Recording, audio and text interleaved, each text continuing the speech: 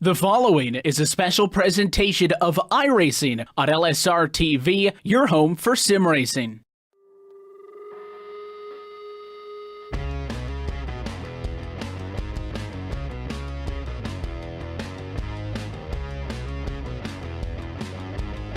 Live tonight from the Richmond Raceway, LSRTV is happy to say good evening, sim racing fans, and welcome to our continuing coverage of the 2018 NASCAR iRacing Pro Series on your home for sim racing and iRacing Live, where cars are on track and rolling for the first part of this 2018 side of the calendar, 8th race on this Pro Series campaign. As we welcome you topside into the LSRTV booth, myself, Evan Pasoko, alongside with Chris Murdoch, and downstairs is Cisco Scaraboo. So we'll take a look at how they will rack them and stack them for this one. The pole position to kick off 2018 goes to the 2 of Nicholas Shelton, and he'll be joined on the front row by the likes of the 8 car of Keegan Leahy. More heavy hitters up front. Jarl Tien is going to be starting 3rd position in this one, with Michael Girolia in 4th and Casey Kerwin P5.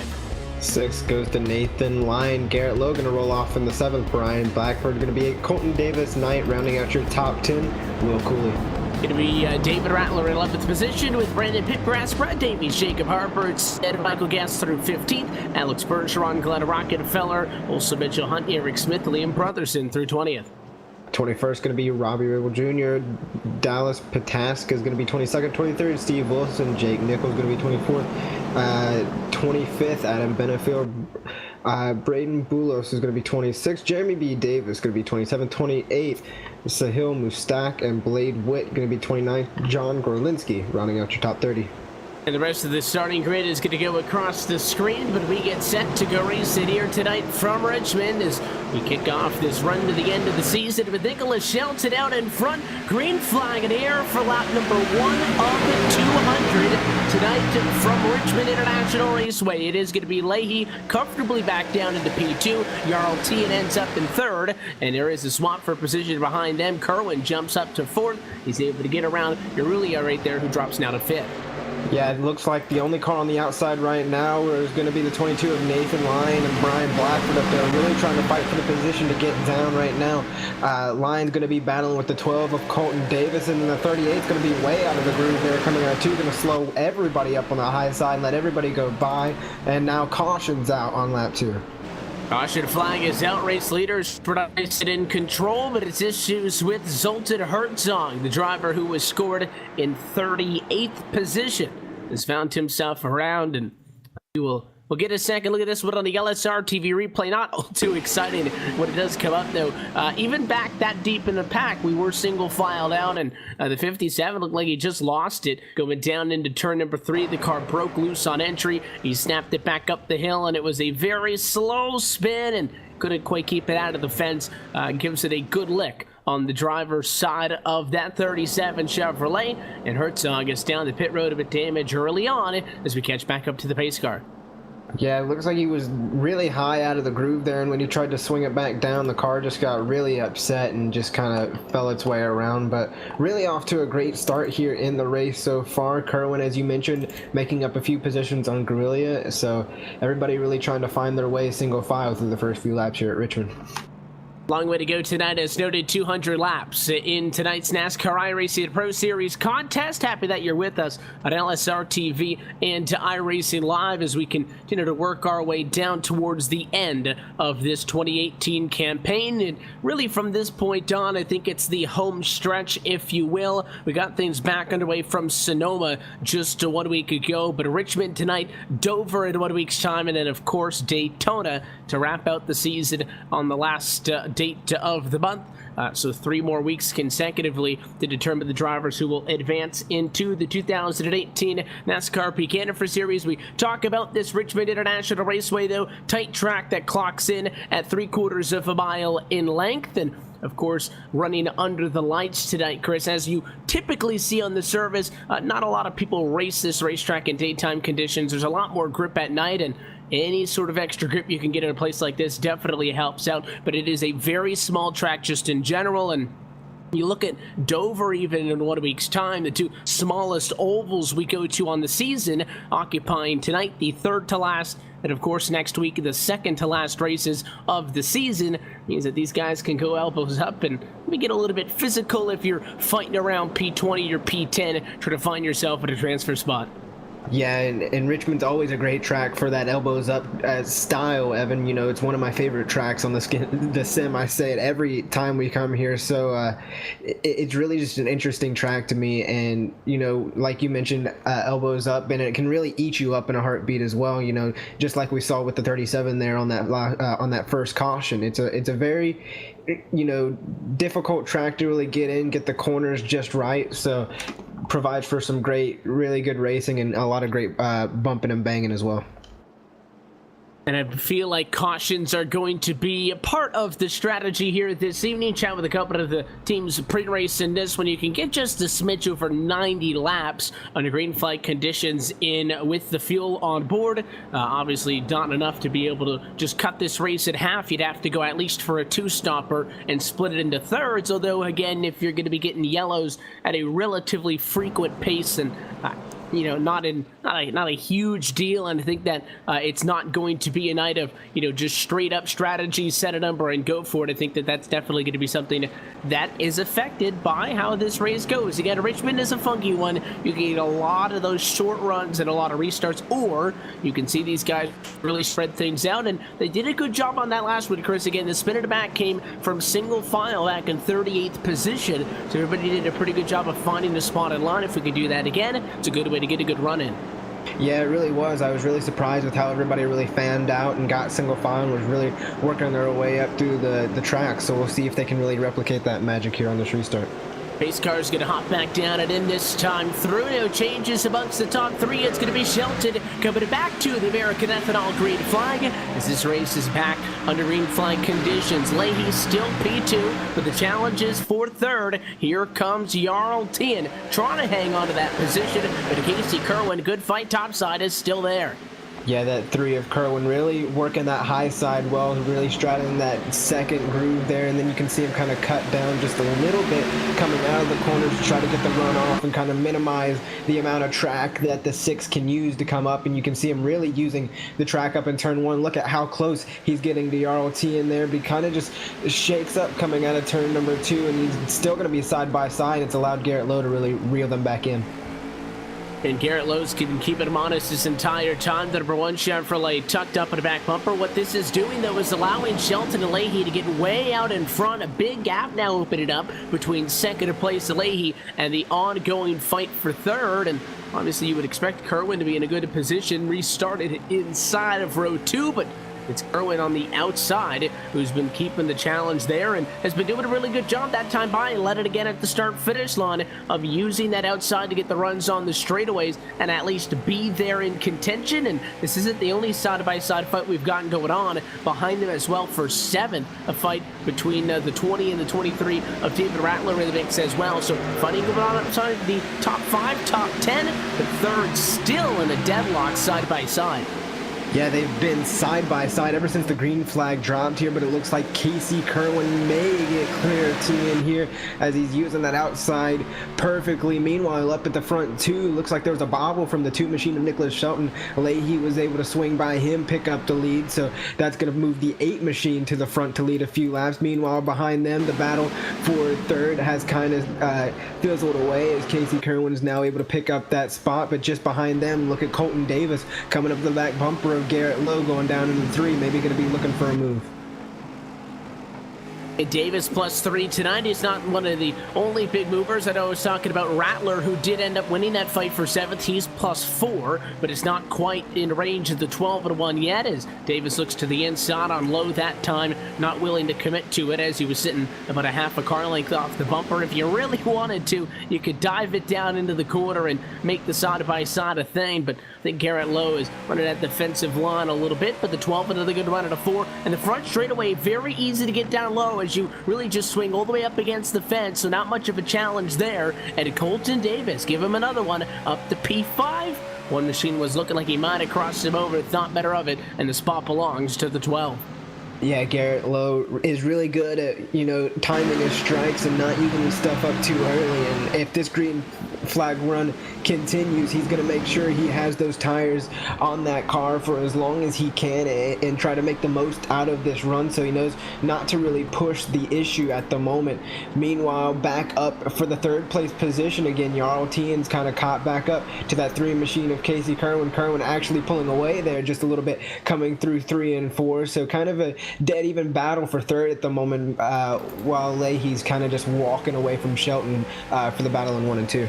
And if you've got all these guys go to forwards, someone's going to be going to backwards, and it was not a very good restart this time around either for the number 20 machine of Michael Garillia, because he started in 4th in this race, is now P10. He's gotten passed by the likes of Davies and Rattler and Harbers, really all of these drivers that we've been talking about moving their way up through the field. But now that that battle for third, as you noted specifically, has kind of died down, now we've got a big single file train, kind of tough to tell who's got the speed in this pack. Kerwin 3rd, Tien 4th, Davis in 5th, and Garrett Lowe in P6. I think you could throw him into the mix as well. The 3 is not running away after clearing the 6, which tells me they're pretty evenly matched still. Yeah, really evenly matched here is now the 6 still looking back behind Casey Kerwin. But look at Colton Davis. He was able to make quick work of Garrett Lowe and kind of pull away from him. That 12 machine really making his way up through the field, and now looking to the back bumper of the 6 machine. So maybe look for a battle for the 4th place position to shape up here as they come out of 2 and down the back straightaway. They kind of look dead even at the moment now, with Davis maybe reeling it in slowly but surely. But you can see that run that Jarl gets off the corner and pulls away from Colton Davis, but Davis really just times that entry right, and he knows how to just dive it in there, and he can really make up some time in turn 1 and 2. Well, talked about, that this race can kind of break out green flag if it needs to, but after that yellow on lap 2, so far uninterrupted since we have gone back to green flag racing conditions. Race leader Keegan Leahy just now taking lap number 22 of 200. There's still plenty of ways to go, but it's good to see that separation top to bottom. 38 of the 41 drivers who started this race are still all scored on the lead lap, and there's a big battle back in the pack by the 5 of Michael Guest. He just cleared what I believe was that 25 of Eric J. Smith. Smith going the wrong direction on the inside of the racetrack. Jake Nichols in the 10 is also going to get a spot from him. So as you would expect, things a little bit more congested in the middle of the pack here as opposed to closer to the front where we've been watching. Yeah, now a battle for that 3rd place position. Once again, the 6 going to look to the inside once again on Casey Kerwin, but look at the run. Casey gets off the corner there, coming across the start-finish line, powering off of turn 4, and going to easily clear Jarl Tien as he gets down back into turns 1 and 2. And really just made a quick move of that on the outside. Casey really learning how to use that outside groove really well. Not many people are up there right now, and he's found some speed. And that's where he's kind of been pesky all night long, is just keeping it up on the outside of the racetrack, and it's been working out. It's a good defensive line. Again, at Richmond, you're talking about a racetrack in which everybody tends to gravitate down towards that yellow line, but at the end of the night, you can make that top side work. A big part of it is just pinching the guy on the lowest line down as much as you can, and you try to take a little bit of that preferred line away, because you can go below that yellow line. The banking drops off dramatically once you literally get off the racing surface, but you'll see a couple of guys sticking the 2 tires down there over the course of the evening, mainly on restarts, just trying to get a little bit extra, hook that car up, and we'll see the 6 trying again, right down on the line, but Kerwin doesn't seem too concerned with maybe going down, Chris, and blocking that line. He's just staying topside comfortable in what he's got up there. Yeah, Kerwin's doing a really good job at really defending, and also, really using the track well, because he's really able to work both lines effectively, and it's really pulling off as he's still sitting here in 3rd. We saw the 6 machine go down the back straightaway and really close up to him coming out of 2, but no move was really made there. Now if you look back behind them, Colton Davis once again trying to creep into the picture, along with Garrett Lowe trying to work his way back up to the front. 2 drivers that really know how to save their tires in these long run situations. Now still almost side-by-side battle for 3rd once again, so this has been the battle to watch all night long. And it's right now the only bit of side-by-side in the top 10 after Keegan Leahy was able to get around Nicholas Shelton. He has stretched things out to 1.2 seconds in front of the two of Shelton in the battle between first and second. And of course the intervals for everybody up at the top of your screen with the live running order. But inside of the top 10, the biggest and I think longest ongoing fight right off of the restart is for third. How about fourth though? Try to get into the mix at P5, Colton Davis, the 12 car, looking low, +4 already tonight. Did get to the inside of 10, but didn't have to run off the quarter, so he'll try and go at it again. That's something that the 6 now has to keep in mind as he tries to fight there with the 3, is if you go to make a move on Kerwin and don't execute, the 12 is right there to pick up the pieces and jump right on you. And you're exactly right, Evan. Colton Davis has really been lurking there behind that battle for the past, 5-10 laps, maybe even longer than that, because and you can see them all kind of migrating towards the second lane now. Before we just saw Casey Kerwin running that high lane in turns, in the turns, but now you can see Colton Davis, Garrett Lowe, all of them up there trying to really make the speed work, and it's really working out in Casey's favor because they can't really use any other line to get around him. But how about that? The 6 going to get the run off of turn 4, maybe just a little bit. Going to be held up a bit short by that run on the outside by Kerwin. Now Davis going to try to look to the inside, and the door gets shut. Well, there's also a fight a little bit further back, and I was hesitant to drop back because, again, Yarltian is looking to the inside of Casey Kerwin for third, and they are side by side once more. Fight was between Brad Davies and Rattler for 8th and 9th position. Rattler just won that fight. Incumbent position shuffling up towards the back half of the top 10, but finally breaking through inside of the racetrack. Yarltian is going to be able to get around Casey Kerwin, who tries to look to the inside now. The 3 has preferred, or at least not objected, to being on the top lane in this battle all night long. Went for the crossover, and it didn't work. Here comes the 12 of Colton Davis to pick up the pieces, as I noted, and just like that, Kerwin drops 2 in as many laps. Yeah, Kerwin having a rough run there, going through the corners, allowing both drivers to get by him. Now he's going to try to defend from the one of Garrett Lowe while also trying to battle back and bounce back and get the positions back. Now look at Colton Davis once again. He likes to really dive and get it low down into turns 1 and 2, but it really hurts his exit off as you see him not really gain up much as Yarltian is going to get into the wall there just a little bit. That's going to slow him up, maybe open the door for Davis. Not so fast as Tian shuts the door once again, coming through 4. Casey Kerwin also reeling Colton Davis back in as well.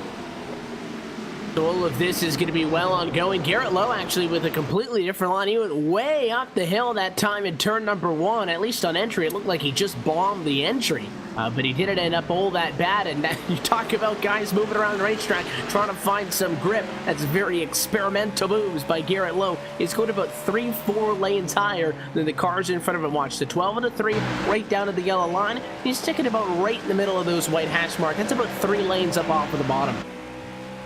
Yeah, really getting up off of the bottom that time as they go through the corners once again. Meanwhile, Garrett Lowe falling back a little bit off the pack once again. He was kind of just sitting there, idling his time behind those guys, but maybe he's used his stuff up or he's going into a more of a conservation mode, but he's starting to fall off the 3 of Casey Kerwin and get there. And now as I say that, he's starting to reel the 3 of Casey Kerwin back in, going through 3 and 4 here, Evan. So going to be watching that battle to shape up as it looks like Garrett Lowe really gets a good run off of turn 4 there to close in some time. So maybe look for him and Kerwin to go battle side by side for 5th here soon.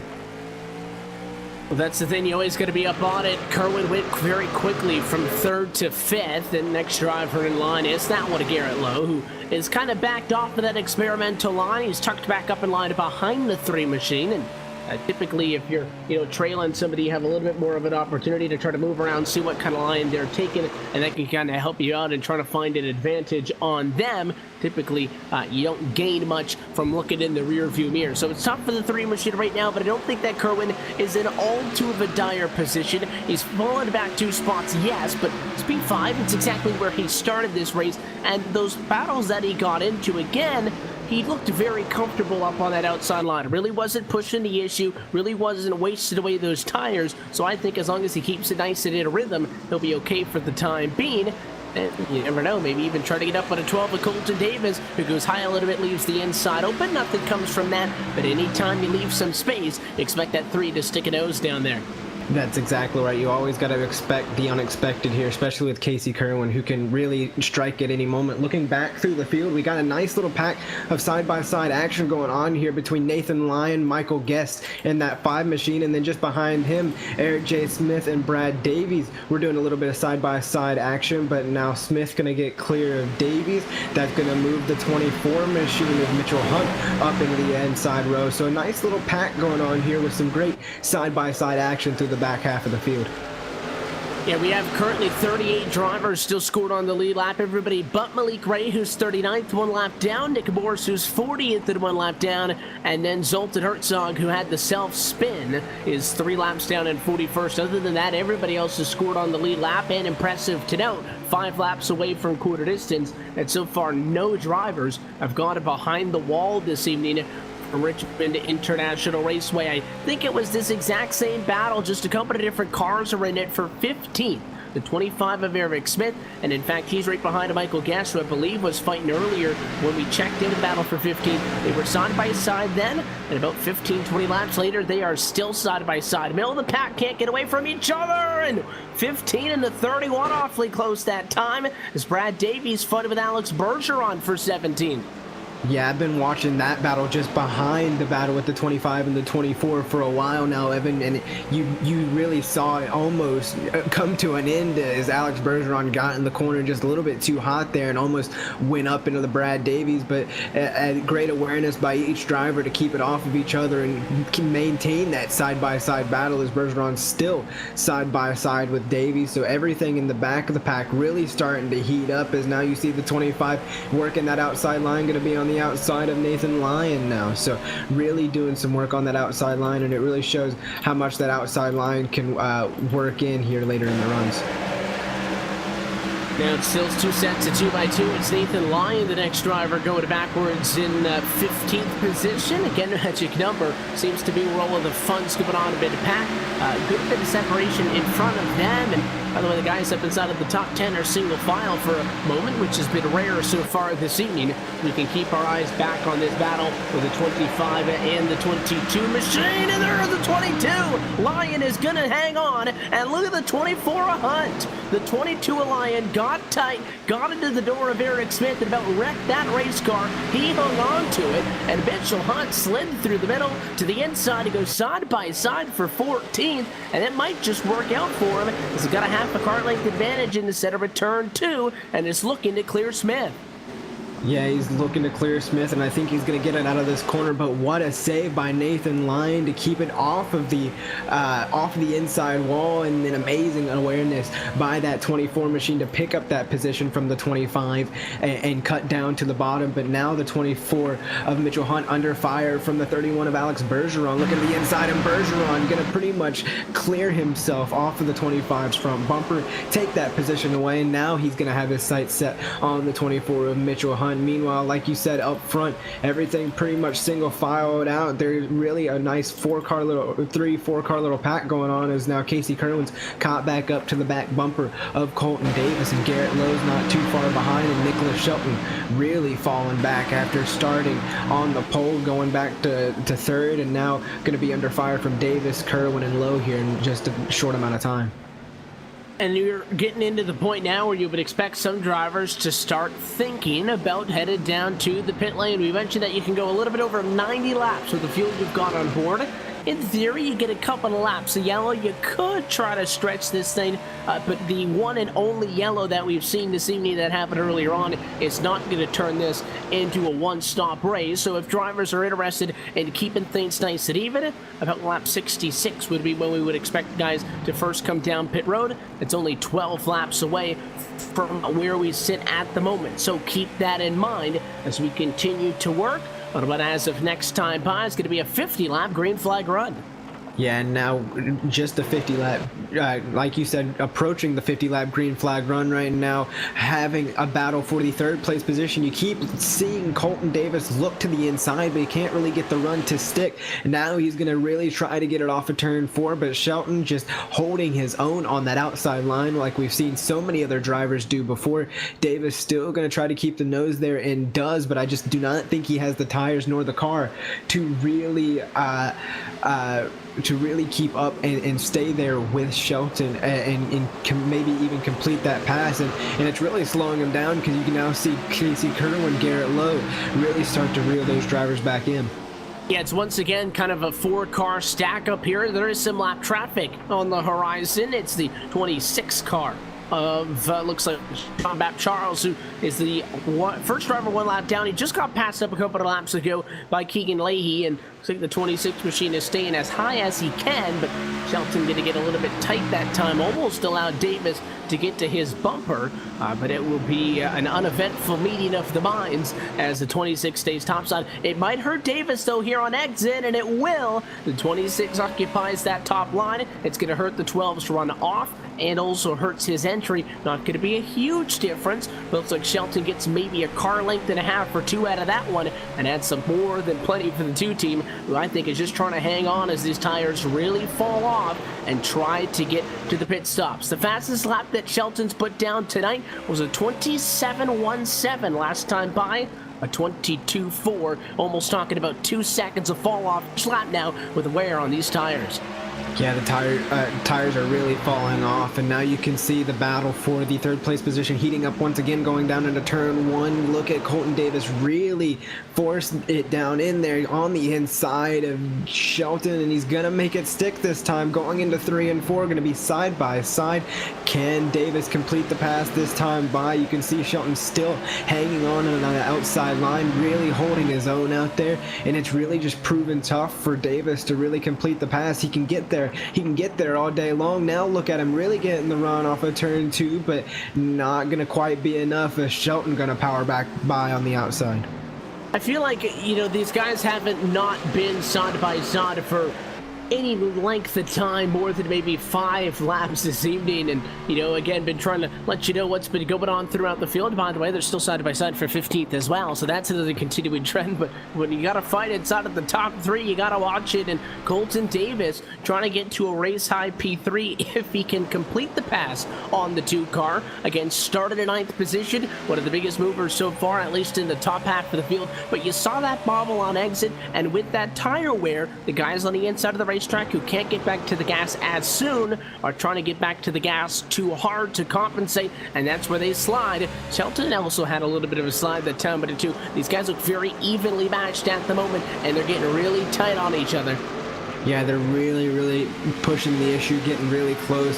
And Colton Davis, you can tell, really wants that position to get by Shelton. He feels like he's faster, and you can see him really get a jump on him going through 1 and 2, but just powering back through on the outside. The outside line is really where you want to be right now if you're defending, because you can really just limit that run. And look what Shelton did, kind of just blocked the run off, kind of went down, pinched the 12 machine on that bottom line, limited the amount of track he can use to track out, and really just took that run away from Colton Davis. Davis not afraid to fight back, as you see him now pushing up the track just a little bit. So still side by side, even going off into 3. Yeah, they are still deadlocked, and this isn't even a side-by-side fight, you know, where one guy gets cleared and then the other guy will, you know, cross it back up. I mean, they have been the 2 of Shelton on the outside and the 12 of Davis on the inside for probably going on almost 10 laps now, and the fastest way around the racetrack is not doing it side-by-side. So like we saw when we saw these guys get side-by-side a little bit ago, the guys behind them are able to catch up. So look at that 3 machine. Casey Kerwin into the picture as well. Don't forget about Garrett Lowe either, just behind him in P6. Not close enough to get within striking distance, but if you get somebody like a Kerwin behind the 12, and then the 12 wins this battle, all of a sudden, if you're Shelton, you find yourself pinched and stuck really out of the preferred groove and on the outside of the racetrack. Guys going to catch up to lap traffic. Nice piece of work by the 21 of Cato to get down and out of the way and let them keep fighting. Yeah, and fighting they are, and you always got to think how this is affecting the long run and the speed and the tire wear, and it's really eating those tires up, Evan, especially for Davis on the inside with how hard he's driving it in and how tight he has to hold that wheel down to get that run off the inside line. It's just not a win-win situation for either of them, because like you mentioned, they're slowing each other down, and they're also really just, you know, eating those tires up, which will cost them, you know, valuable time, you know, to go down pit road, and laps that you could have used to make your run just a little bit longer. So they're definitely going to have to figure something out strategy-wise here in a few laps, or they're just going to be dead with those tires. Yeah, we are past that 1/3 distance marker, so if you want pit road wide open, of course, with the way that the fuel works being just shy of a one-stopper, you don't have to go, you know, 66 laps 3 times to be able to make it to the end of this race. You could definitely stretch it a little bit longer, and you know, I wouldn't even be surprised if somebody like a Shelton or a Davis, somebody in a battle like this, maybe goes for the short pit because they feel like, hey, I've got the speed, but if I'm sitting out here battling with somebody all night long, I'm not going to be able to do much. So maybe try to get some separation, although if you're not battling with a lap car, you're going to be battling with lap down cars. Richmond is not a big racetrack, as we noted, clocking in at just 3/4 of a lap in distance, but I think maybe finally we got a winner in the fight for third. Shelton is clear. It was not very long-lived, but he did clear him at the line. Shelton, maybe a small advantage in the fight for third. And with this continuing talk of pit stops here, Evan, as we got the 3 machine of Casey Kerwin going to be the first one to duck down the pit road. These battles here on the track can also transition down into the pit road, and that's where we start to see so many mistakes go on. And Richmond, a tricky pit road in itself, and easy to get caught up in the speed. So this battle between Shelton and Davis could easily transfer it down into the pits, and then you really beat yourself up. So you cannot afford to beat yourself up on pit road, and that's something we preach a lot here at LSRTV. So with one driver, you would then expect the floodgates to open. Not necessarily the case yet. Keegan Leahy is still out in front. One thing that surprised me is, you know, you look at the battle between second and third, you would expect that as the likes of Lowe and Harberts, as we mentioned, catch up to these guys, they would be losing time to the folks in front of them. Not necessarily. They're pretty close to that 6 of Jarl Tien, who has found himself now in the number 2 position on the racetrack after Shelton dropped the bag. Tien had picked up that spot a couple of laps ago.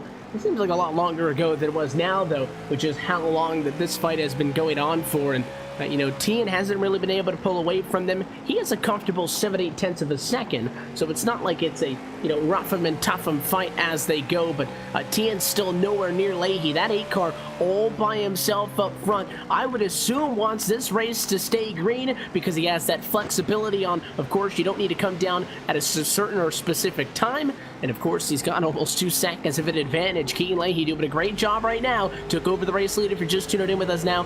Very early in this race, off for the restart, has not looked back since, continues to be the fastest car on the racetrack.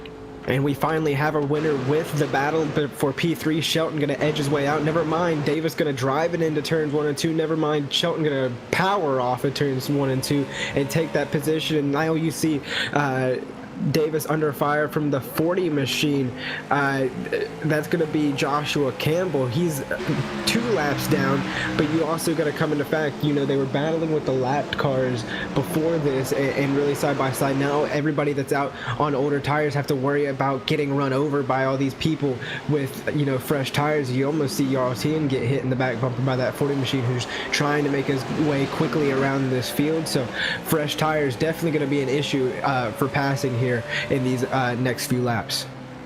And in his next few laps, we'll also get halfway home. There is a fight going on the racetrack, by the way, that is not for, you know, third position between Shelton and Davis as the 2 gets clear again for a brief moment. I expect that to continue on. How about just inside of the top 10, the 13th man in Pipgrass, and he just got pushed up by Brian Blackford. How about that? The 38. We haven't talked much about that slip angle for tonight. He runs exactly where he started in 8th position, but was very tight, coming up in front of the 13 machine to snag 7th for the first time this evening. And Alex Bergeron halfway to the front from where he started in 16th. He wants that spot as well. So another good group of about 2-3 cars going at it back here for 7th on the back as well.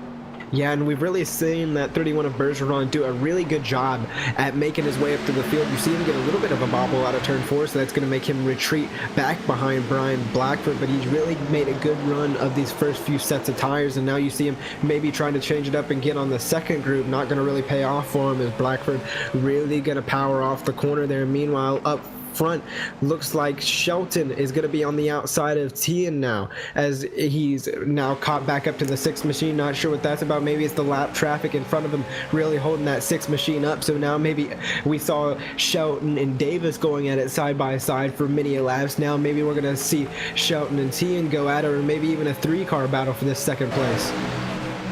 Well, as soon as that 2 was able to get clear of the 12, again, I noted they were relatively close enough to Teen, but they have really fallen off speed-wise, and I'm curious how much all this lap traffic in front of them is a part of it. You see the 3-car, we mentioned that Kerwin came down pit road earlier. Well, that's what fresh tires look like. So you got the 3 just kind of bullying his way through this lead pack. You got the 34 as well. That's a lap car. The 3 a lap car. The 17 a lap car.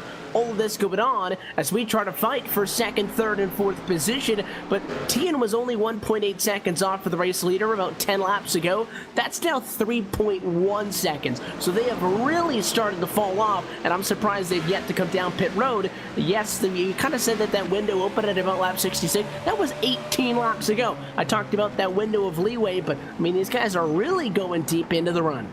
And they are, and it's really starting to show because they're really getting held up by these lap cars. Tian able to get his way back through. Davis just now working his way back through the lap cars. Now you're going to see a battle for the 4th place position between Shelton and Lowe. Garrett Lowe was able to really make his way back up to the field through all of this. So definitely looks like all these drivers are waiting as long as possible. You mentioned you can go just a tick over 90 laps on fuel, so they're definitely really testing their limits, but they've got to be coming in here in just in any lap now.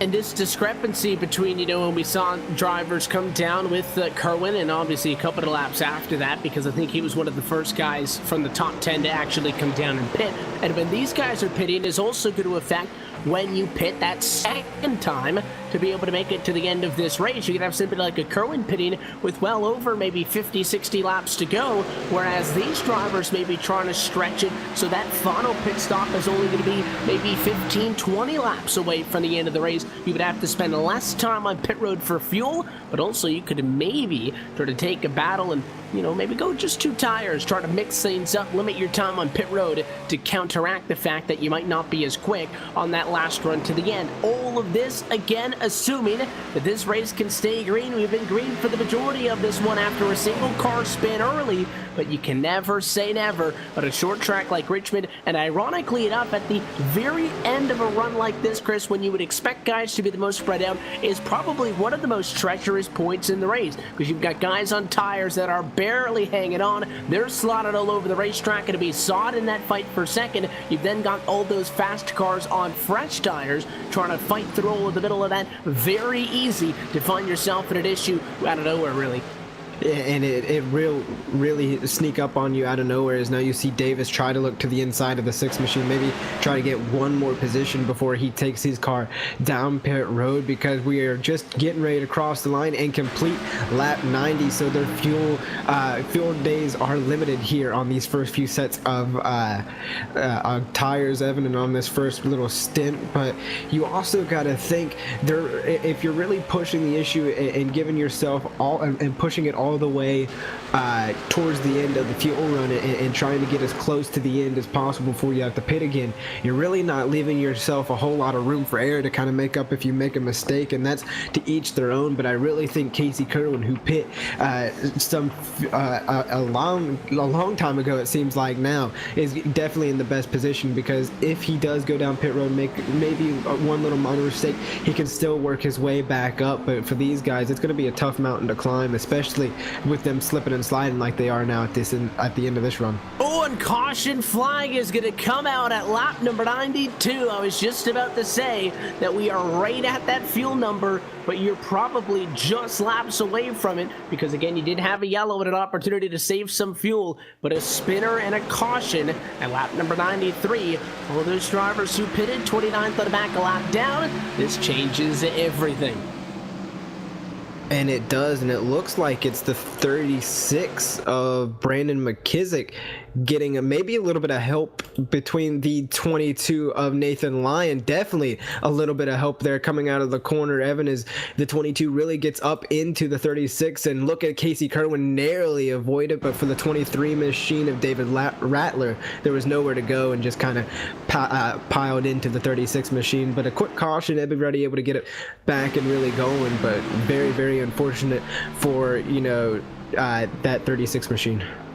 And that was just a battle for position. They were fighting for 18th and 19th. The slide job by McKissick was not appreciated by the 22 of Lyon. A yellow flag is out. So everybody on the lead lap headed down pit road, led by Keegan Leahy. That's the advantage of staying it out as you keep your lead lap status if a caution were to fly. And there's a good little handful of drivers that were fighting top 15 that had already pitted. They're going to find themselves at the back of the pack and really a long ways out of contention. But for all of those who have been on these tires since the start, no doubt the call is going to be for fresh Goodyear tires and, of course, fill it up with fuel. Leahy, first driver in, is also going to be the first driver to get all 4 tires changed off and win the race off of pit road. It's going to be Leahy 1, followed by Tien second off, Colton Davis third, Shelton 4, and Lowe in 5th. And this really takes off the battle of, you know, green flag pit stops, the stress of really going through green flag pit stops, and it really minimizes the chance for mistakes. As now I'm watching the 12 of Colton Davis really work his way into a box. We saw him side by side with, you know, Shelton Tien for the majority of that green flag run, so those tires have got to be screaming to get off that car to put 4 fresh Goodyears on. And really one of the biggest losers out of this entire situation, right where the caution actually happened, Evan, the 3 of Casey Kerwin, going to be all the way back in 17th. Started this race in 5th, was, as we noted, one of the first drivers to come down and pit on what we thought was going to be more so the strategy that most folks were going to take, split this race in thirds.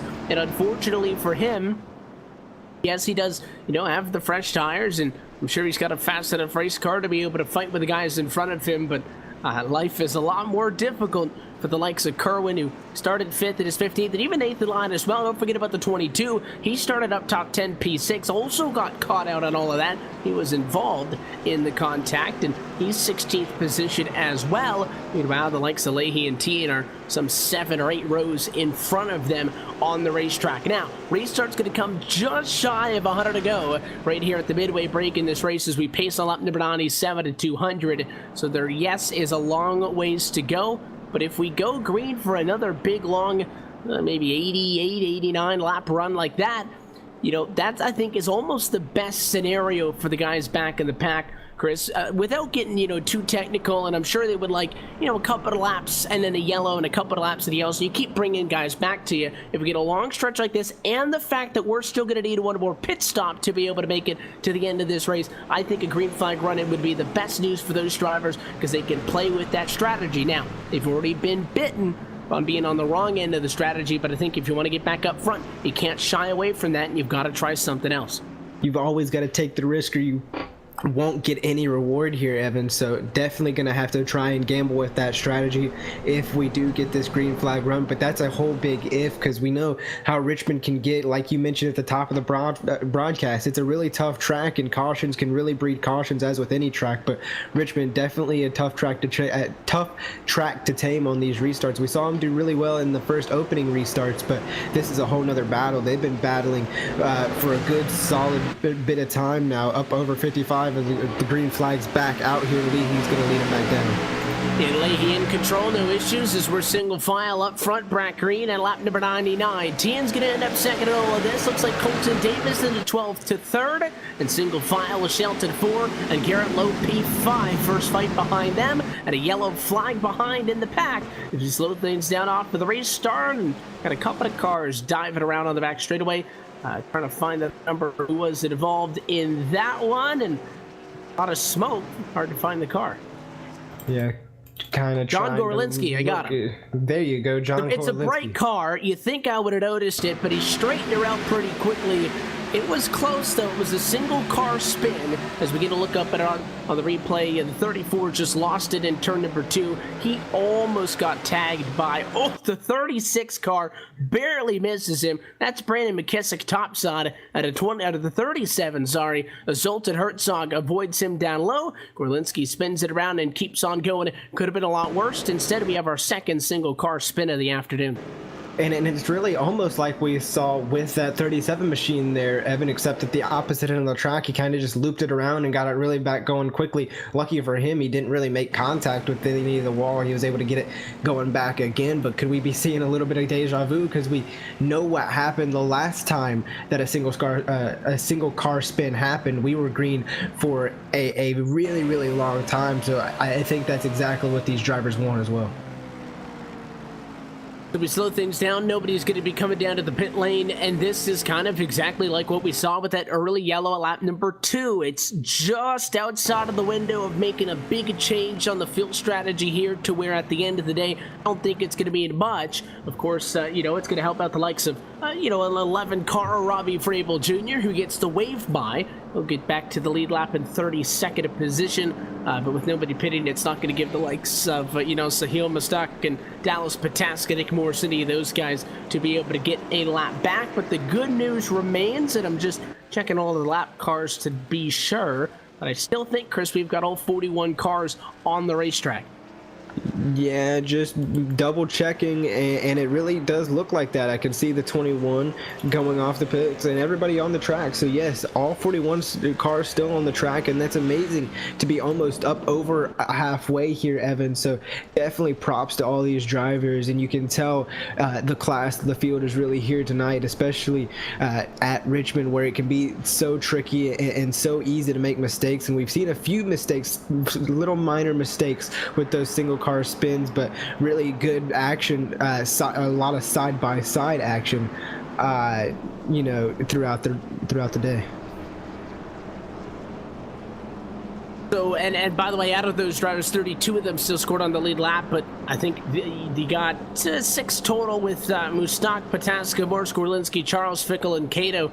Those are all the guys a lap down, I would think, overwhelmingly due to the fact that when that yellow flag came out, a lot of people from back in the pack had already decided to come down pit road and pit in this one. Still 4 laps out of the window. If we maybe get 2, 3, 4 more yellows, I think then maybe we could have a serious conversation about drivers trying to save and to be able to stretch it out with what they've got on board to the end of this race and not having to pit once more. But for the guys who came down and pit, you have to remember it was about 104 to go, so you're going to need at least 20 laps of yellow if you're talking about maybe you save half a lap of fuel under the caution flag. So I think we're still outside of a window like that, but this race could very easily be a very different complexion than what we saw in the first one with the early yellow and then a good long green flag stretch, or it could be exactly like that. But Keegan Leahy no longer has that 3+ second advantage. We will see if the likes of T and Davis, Shelton, and Lowe can maybe mix things up. We're going to go back green flag racing this time by as the pace car drops down and in 104 laps complete. 96 laps to go still here tonight from Richmond International Raceway. The 8 machine went out of the gate nice and quick last time. He does it again. Green flag in the air, and Tian is trying to catch up now to P2. He's on the outside of the racetrack as Davis dives to the inside and takes it away from him. Yeah, Davis going to be clear of Team going through 1 and 2. Meanwhile, Shelton under fire between Lowe. That's going to be your battle for 4th place position as Garrett Lowe on the inside, Shelton on the outside, contact behind them as there's a huge wreck. Blackford, Hunt, Harbert's, a whole bunch of drivers involved in this one. And it all started with Hunt and Harberts in a battle between 8th and 7th position. The 24 machine of Hunt just got pushed up the track, and I think he got sideways. We've seen a couple of those single car spins. They've been okay because the car who's gotten loose was all alone, but Mitchell Hunt tries to correct, goes up, tags the 7, and you're talking about seconds off of a restart. That is no good, and at least maybe half a dozen cars get some damage in that one. The 28 machine nowhere for Glenn Rockefeller to go either, picks up some damage on the outside of the racetrack. So first time tonight, we've got back-to-back yellows within 10 laps of each other, and we are pacing from Richmond International Raceway. We'll take a quick opportunity to step aside. When we come back, we will close in on 90 laps to go here tonight from Richmond. You're watching LSRTV's continuing coverage of the 2018 NASCAR iRacing Pro Series on your home for sim racing and iRacing Live. Back in a moment.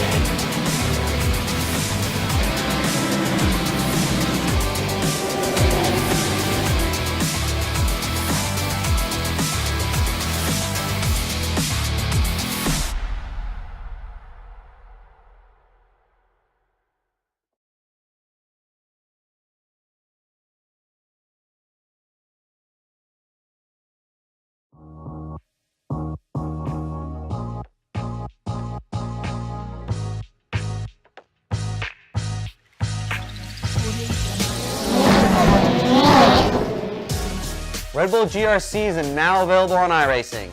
I personally put my blood, sweat, and tears into this thing, developing the cars, the tracks, the dirt, making sure it is authentic as possible, and I really think you guys are going to love it. The best part is that this 600 horsepower Volkswagen Beetle is free to all members. So get signed up now and come race me online.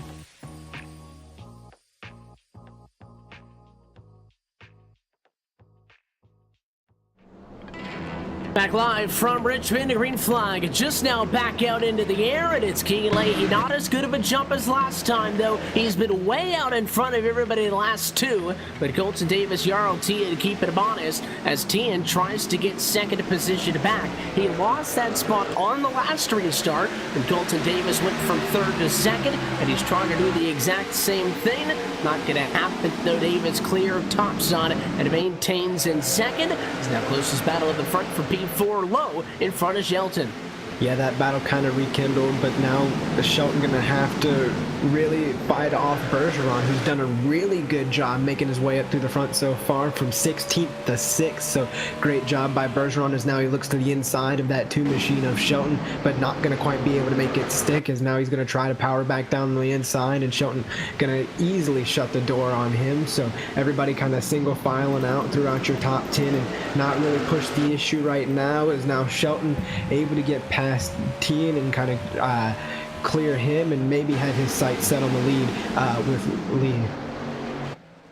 And obviously, you know, the 8 machine, if you've been with us throughout, he was at one point, I think, over 3.5 seconds in front of the next closest company car. So this is the best opportunity Colton Davis has had all night long. He's at a race-high P2. Again, started this in 9th position. Jarl Tien's exactly where he started in 3rd, but again, much closer to Leahy than he has been for the better part of the evening.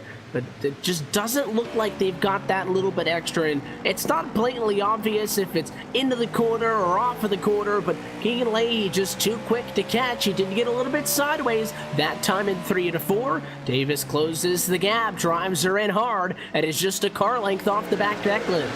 And we know how much Davis really enjoys driving it in to the corner as hard as he can in 1 and 2, and it looks like he's doing the same thing here in 3 and 4, just trying to make up some time on Leahy and that 8 machine. Is Leahy's really been off to the races ever since early on in this race, Evan, as he was out for the lead. As now another caution comes out here at Richmond.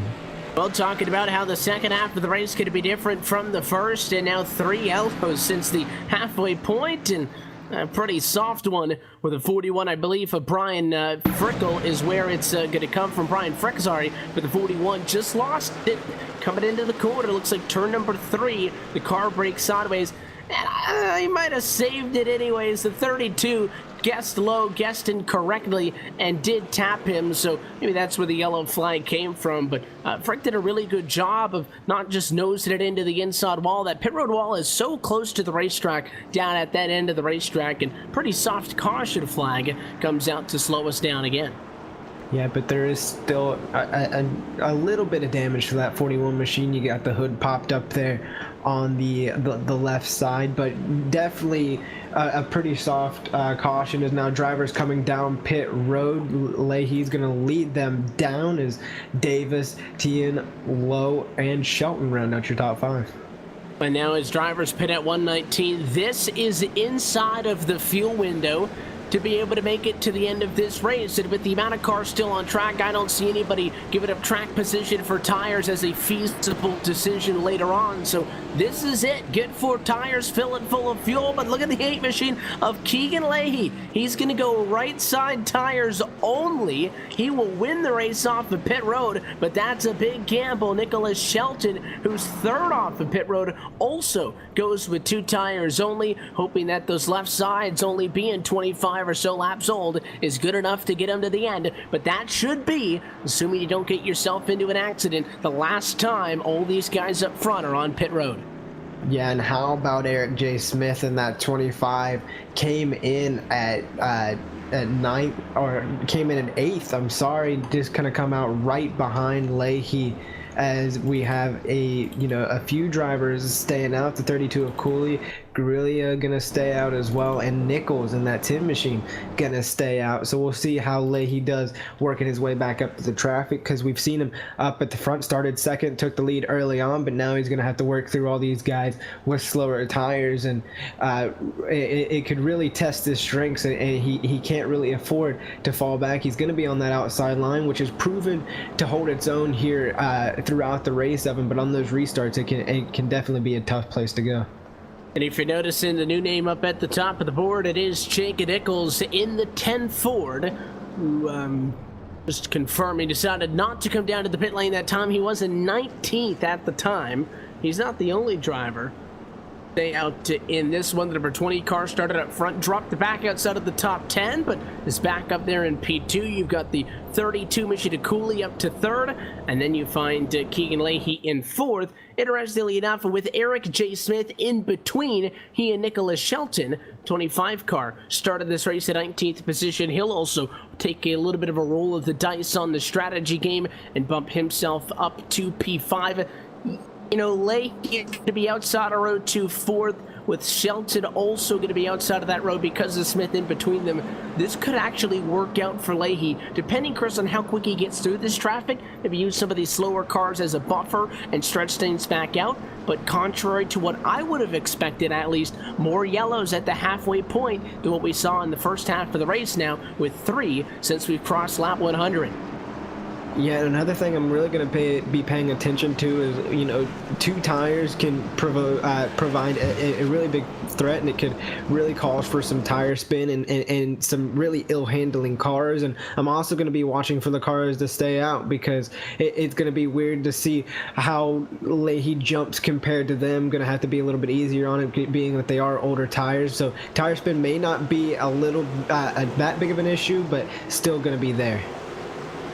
Wouldn't be shocked if somebody really stretches this thing out, maybe wants to go 3 wide. Field in the hands, though, of Jake Nichols for the first time tonight, and it is a good restart for the Sim Speed Shop Ford. He is gone by 4 car lengths. Look at 3 wide on the inside. Here comes Eric J. Smith, and it's all of the cars with the strategy who are making moves. Leahy's boxed in up top. Here comes Colton Davis, the 12 Chevy, looking for 3rd. Yeah, still 3 wide as Shelton going to make his way through the inside, and I knew it would happen, and I said it right when the restart happened. The restart was just too tough for Leahy to tame, and you can see him give a shot to Will Cooley there going down into turns number 1. Now he's going to try to make some 3 wide of his own, going through the middle between him, Cooley and Guest, as now Leahy will spin the 20 of Gorilla, and then the 32 going to have his own problem. So really big checkup through 3 and 4. And again, another one of those where it looks like most everybody hangs on. The 32 is the one who ended up into the outside wall. That was Will Cooley, who spun up and right onto the nose of the 35 car. Nowhere for Liam Brotherton to go. But you know, Keegan Leahy, you could tell he was getting frustrated much quicker than all of those cars that had stayed out in front of him, and he just could not get by him. They kept making it 3 wide on him, and he tried to squeeze between the 20 and looks like the 5 a guest behind. It did not work out, and the caution flag is back out, and Leahy is now limping down pit road with a lot of damage. How the tides have turned for the driver who had dominated up until recently. And I knew it would be a test of his strengths to see how he would come up through there, and that impatience that we saw going through 3 and 4 may have just cost him the race, because that front end damage looks pretty serious, Evan. Now, it can be manageable at short tracks like Richmond, but definitely not the scenario that you want, especially going from leading the majority. Definitely going to come across maybe with the most laps led here tonight. So it's definitely unfortunate for the 8 machine, but it's just how the tides turn here at Richmond. We will see what is still to come, but the pace of this race has really slowed down again. We got so quickly from lap 6 when we went back green after that first yellow up until lap number about 98 when that caution flag came out, and you know, just since that point I don't think have seen 7 or 8 consecutive laps up until, you know, be able to get through that much distance. And the way that these races typically work, especially when you get an early yellow like we did at lap 2, things, you know, get out of the gate very slowly. Guys struggle to spread out, and you expect to get a couple of yellows early until a couple of guys drop out of this race. Well, with Mitchell Hunt now going behind the wall, we finally have a retiree on the evening. For so long, this race still had all 41 drivers in it. I believe we still have 40 of those 41 on track, but it's normally at this point in the race, just past halfway, Chris, where we're green. You've got guys on different strategies, and I know that, yeah, we did get the battle for 18th and 19th. 2 drivers got together just shy of halfway. That checked us up. That doesn't help, but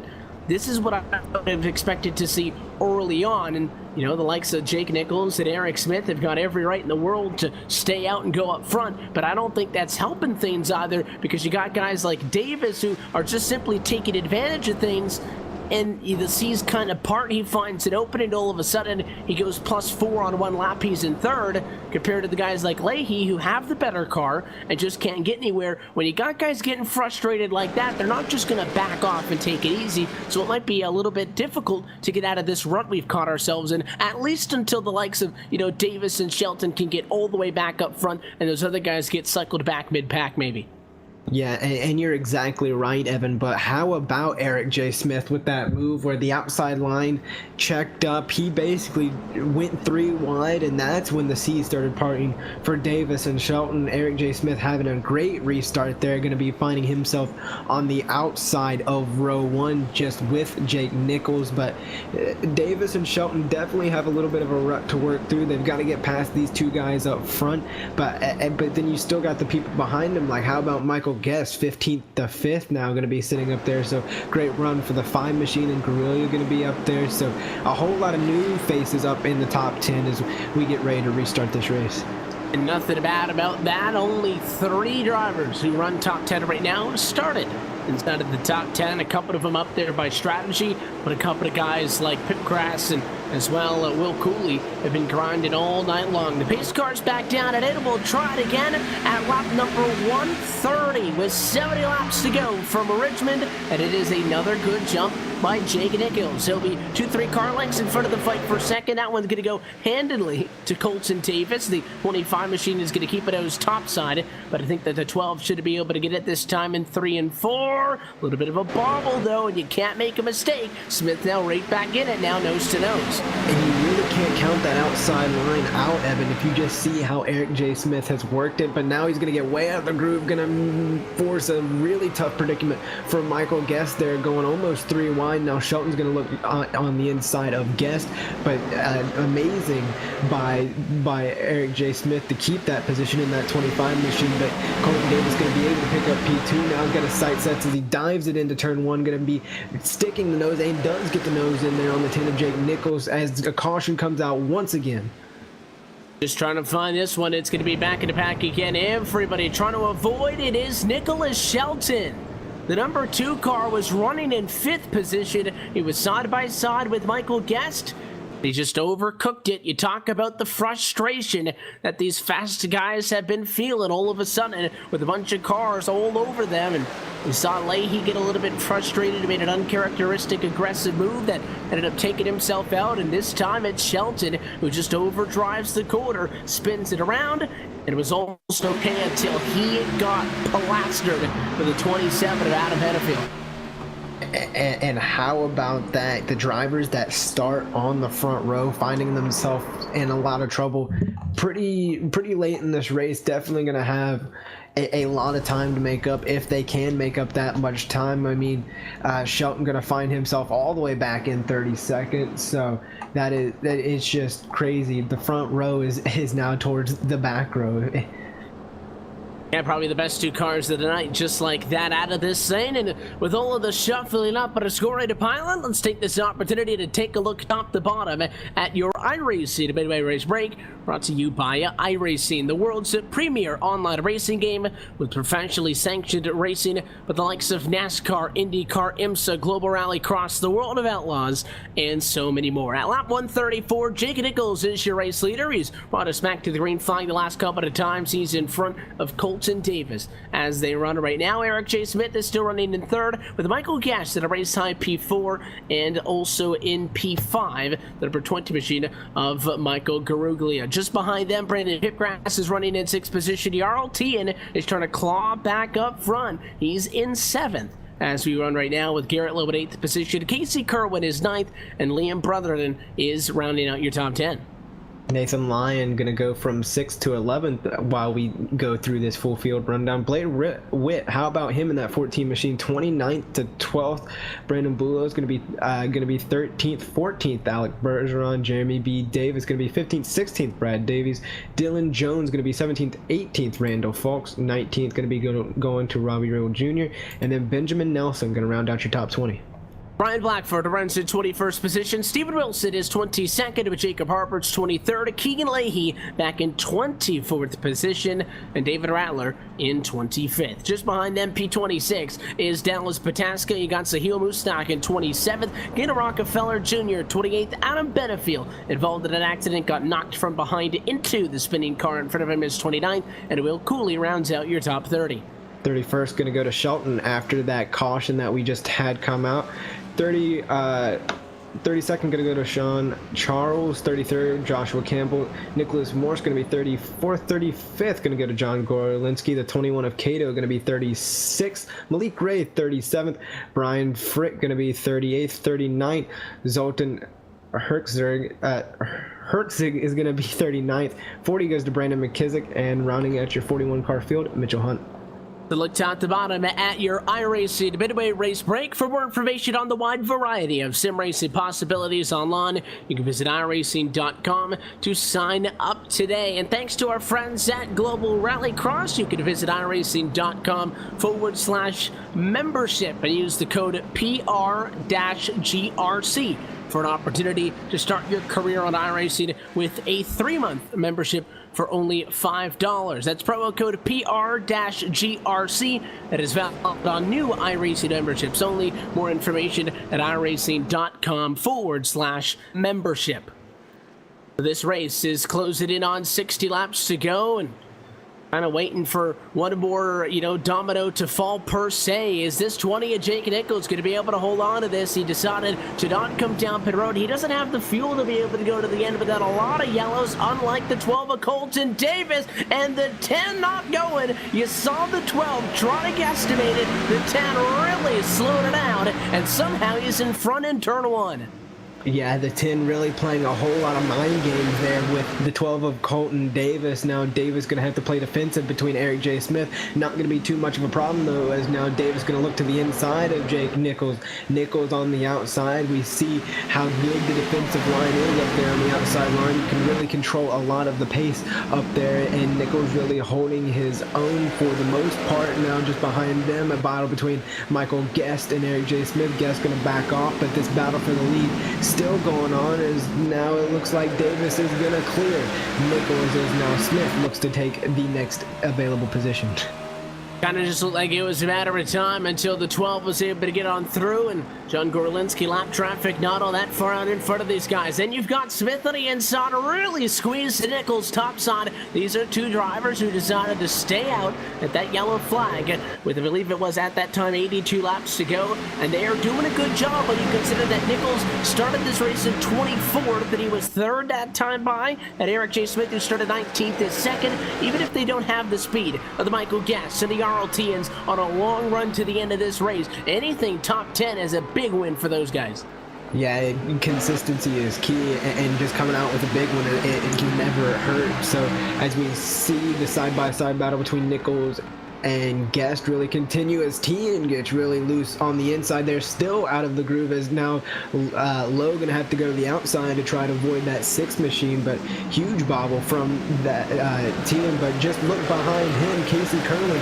We saw him drop all the way back through the back of the field due to pit stops, just now making his appearance back up in the top 10. So great for Casey Kerwin to find his way back up in the top 10. Meanwhile, Davis up at the front, just kind of walking away from Eric J. Smith.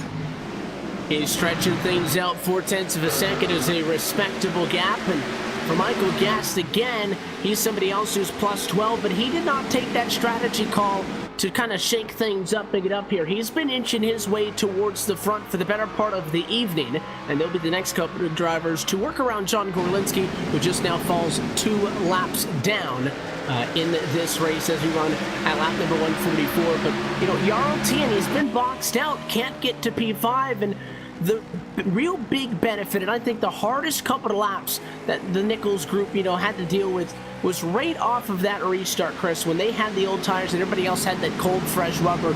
It was at those points in which I think they had their best opportunity to get these spots back. But a couple of yellows, a lot of crowding up front hurt them, and now Jarl Tien doesn't have as big as a tire advantage as he would like in P5. Garrett Lowe, same story. Casey Kerwin, 7th as well. They're kind of stuck back here, and it's not going to be a walk in the park to catch up to Colton Davis. What that 12 did right off of the restart to go to 3rd and get around a lot of those cars at once was big time for him, and has him, I think, now in the catbird seat.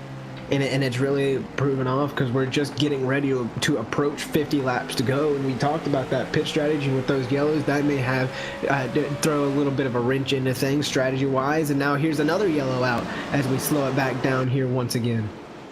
Longest green flag run of the second half of this race, but a caution flag is back out, and here it's the number 4 machine of Braden Boulos with the problems. Not a lot of damage on that car, and it was not unassisted, though. He was finding, as we get a second look at this one, for 13th position, tucked up behind Blade Witt. He had Keegan Leahy behind him, and he checked up for the 14. Leahy was there, tapped him at after a quarter panel, and it sent the 4 for a spin. Good job by Boulos, keeping that car off of the racing surface, not coming back up in front of traffic, and it kind of remains he did have some help, but more or less a single car accident that time in turn number 2 to slow us down again. That hurts the likes of Davis, who, by the way, coming down pit road, Smith, Nichols, Guest, Tian, everybody down pit road but Jarl Tian. This is not for fuel, because again, for everybody who pitted at lap 82, you can go that distance. We went on a 90-lap green flag run earlier tonight, so these drivers are thinking, with all the restarts we're getting,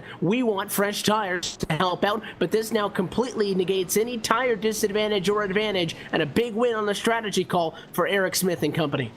Yeah, really great job by that 25 and Jake Nichols and all of those drivers who really made their way up to the front, because those cautions really helped out and really equal everything back out for a level playing field. So definitely gonna be watching those guys to try to get back up to the front, as Tian, as you mentioned, staying out here thinking he's got the right strategy call, and maybe if that 6 machine gets up in that clean air, maybe he'll have something. I can see a little bit of a crinkle on the back end, but that shouldn't cause too many problems for him. So we'll have to see as everything shakes back out, but I don't think Tian, given the track record of the other people that stayed out, is going to really last too long up there at the front.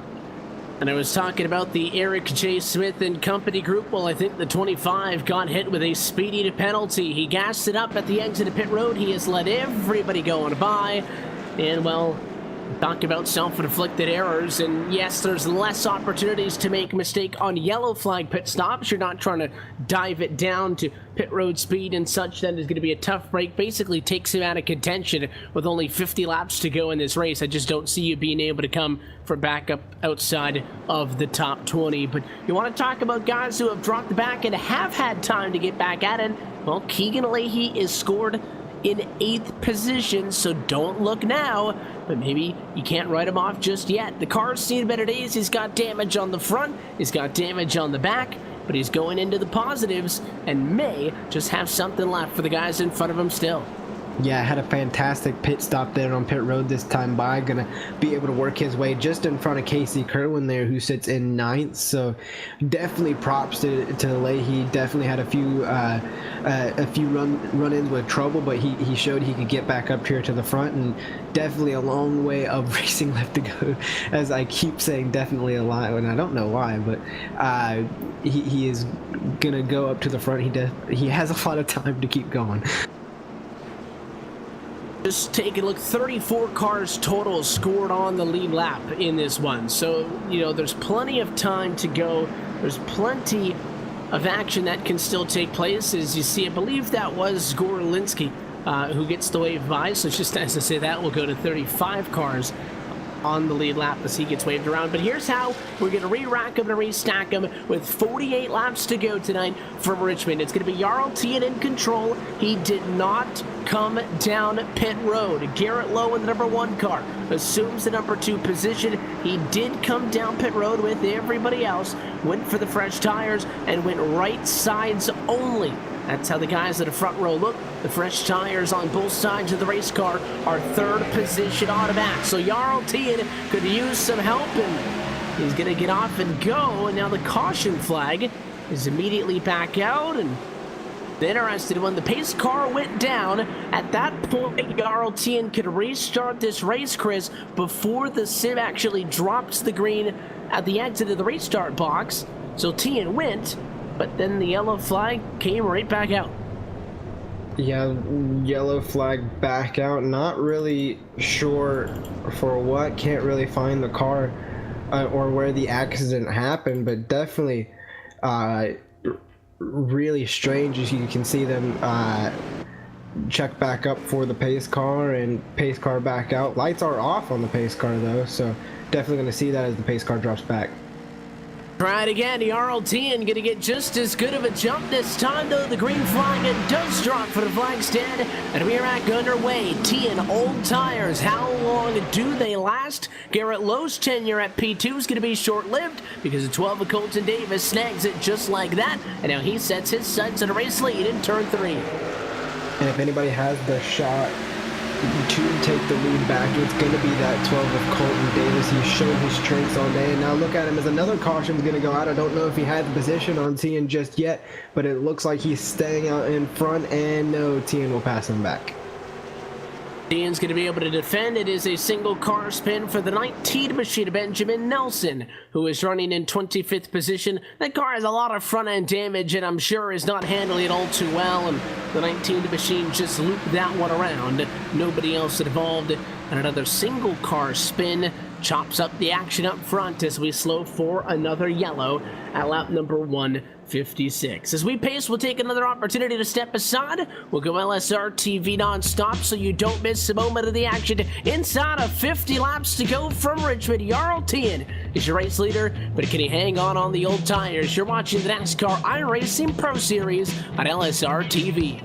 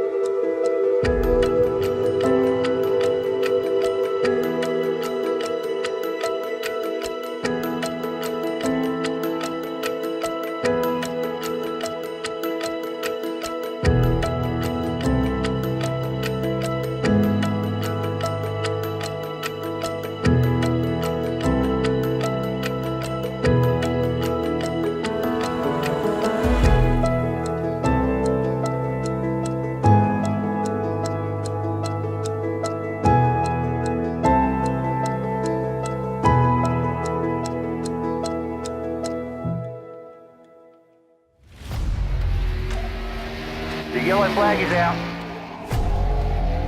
Pit road is now open. Keep your eye on those gauges. We'll give you 4 tyres. 3, 2, 1, now.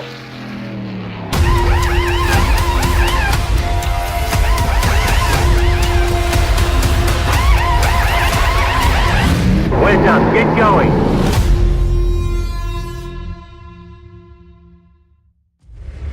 iRacing, you wanted the best, you got them 4 abreast. Often imitated, never duplicated. The greatest show on dirt, the world of outlaws.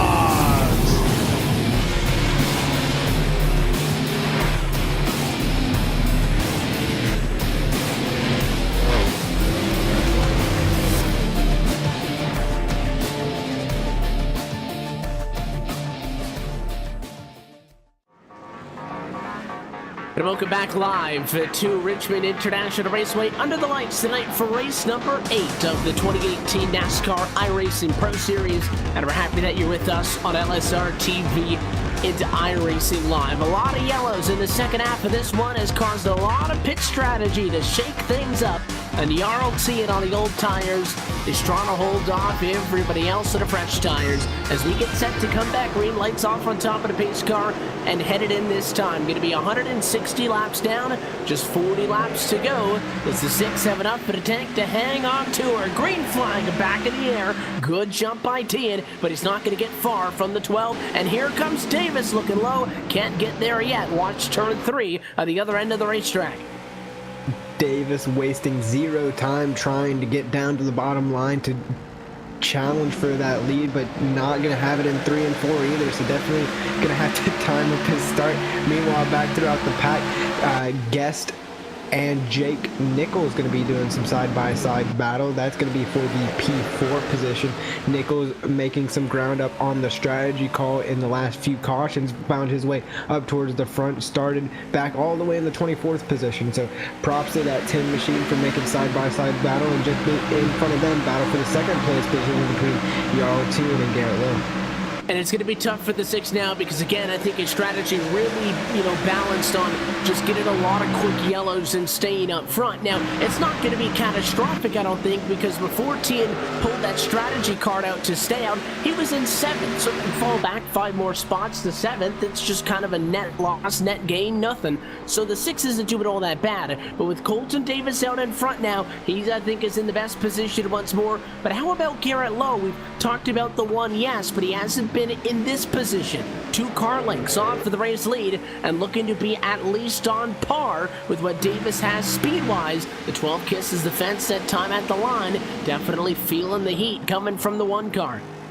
And I'm not really surprised at all because we've seen Garrett Lowe before really good at conserving his stuff and not really showing his hand before he's ready to. And I think that's exactly what we've seen this race because look at how he's powering off the corner, catching up to Colton Davis, little inch by inch, but definitely going to have to slow it back down as a caution comes out here.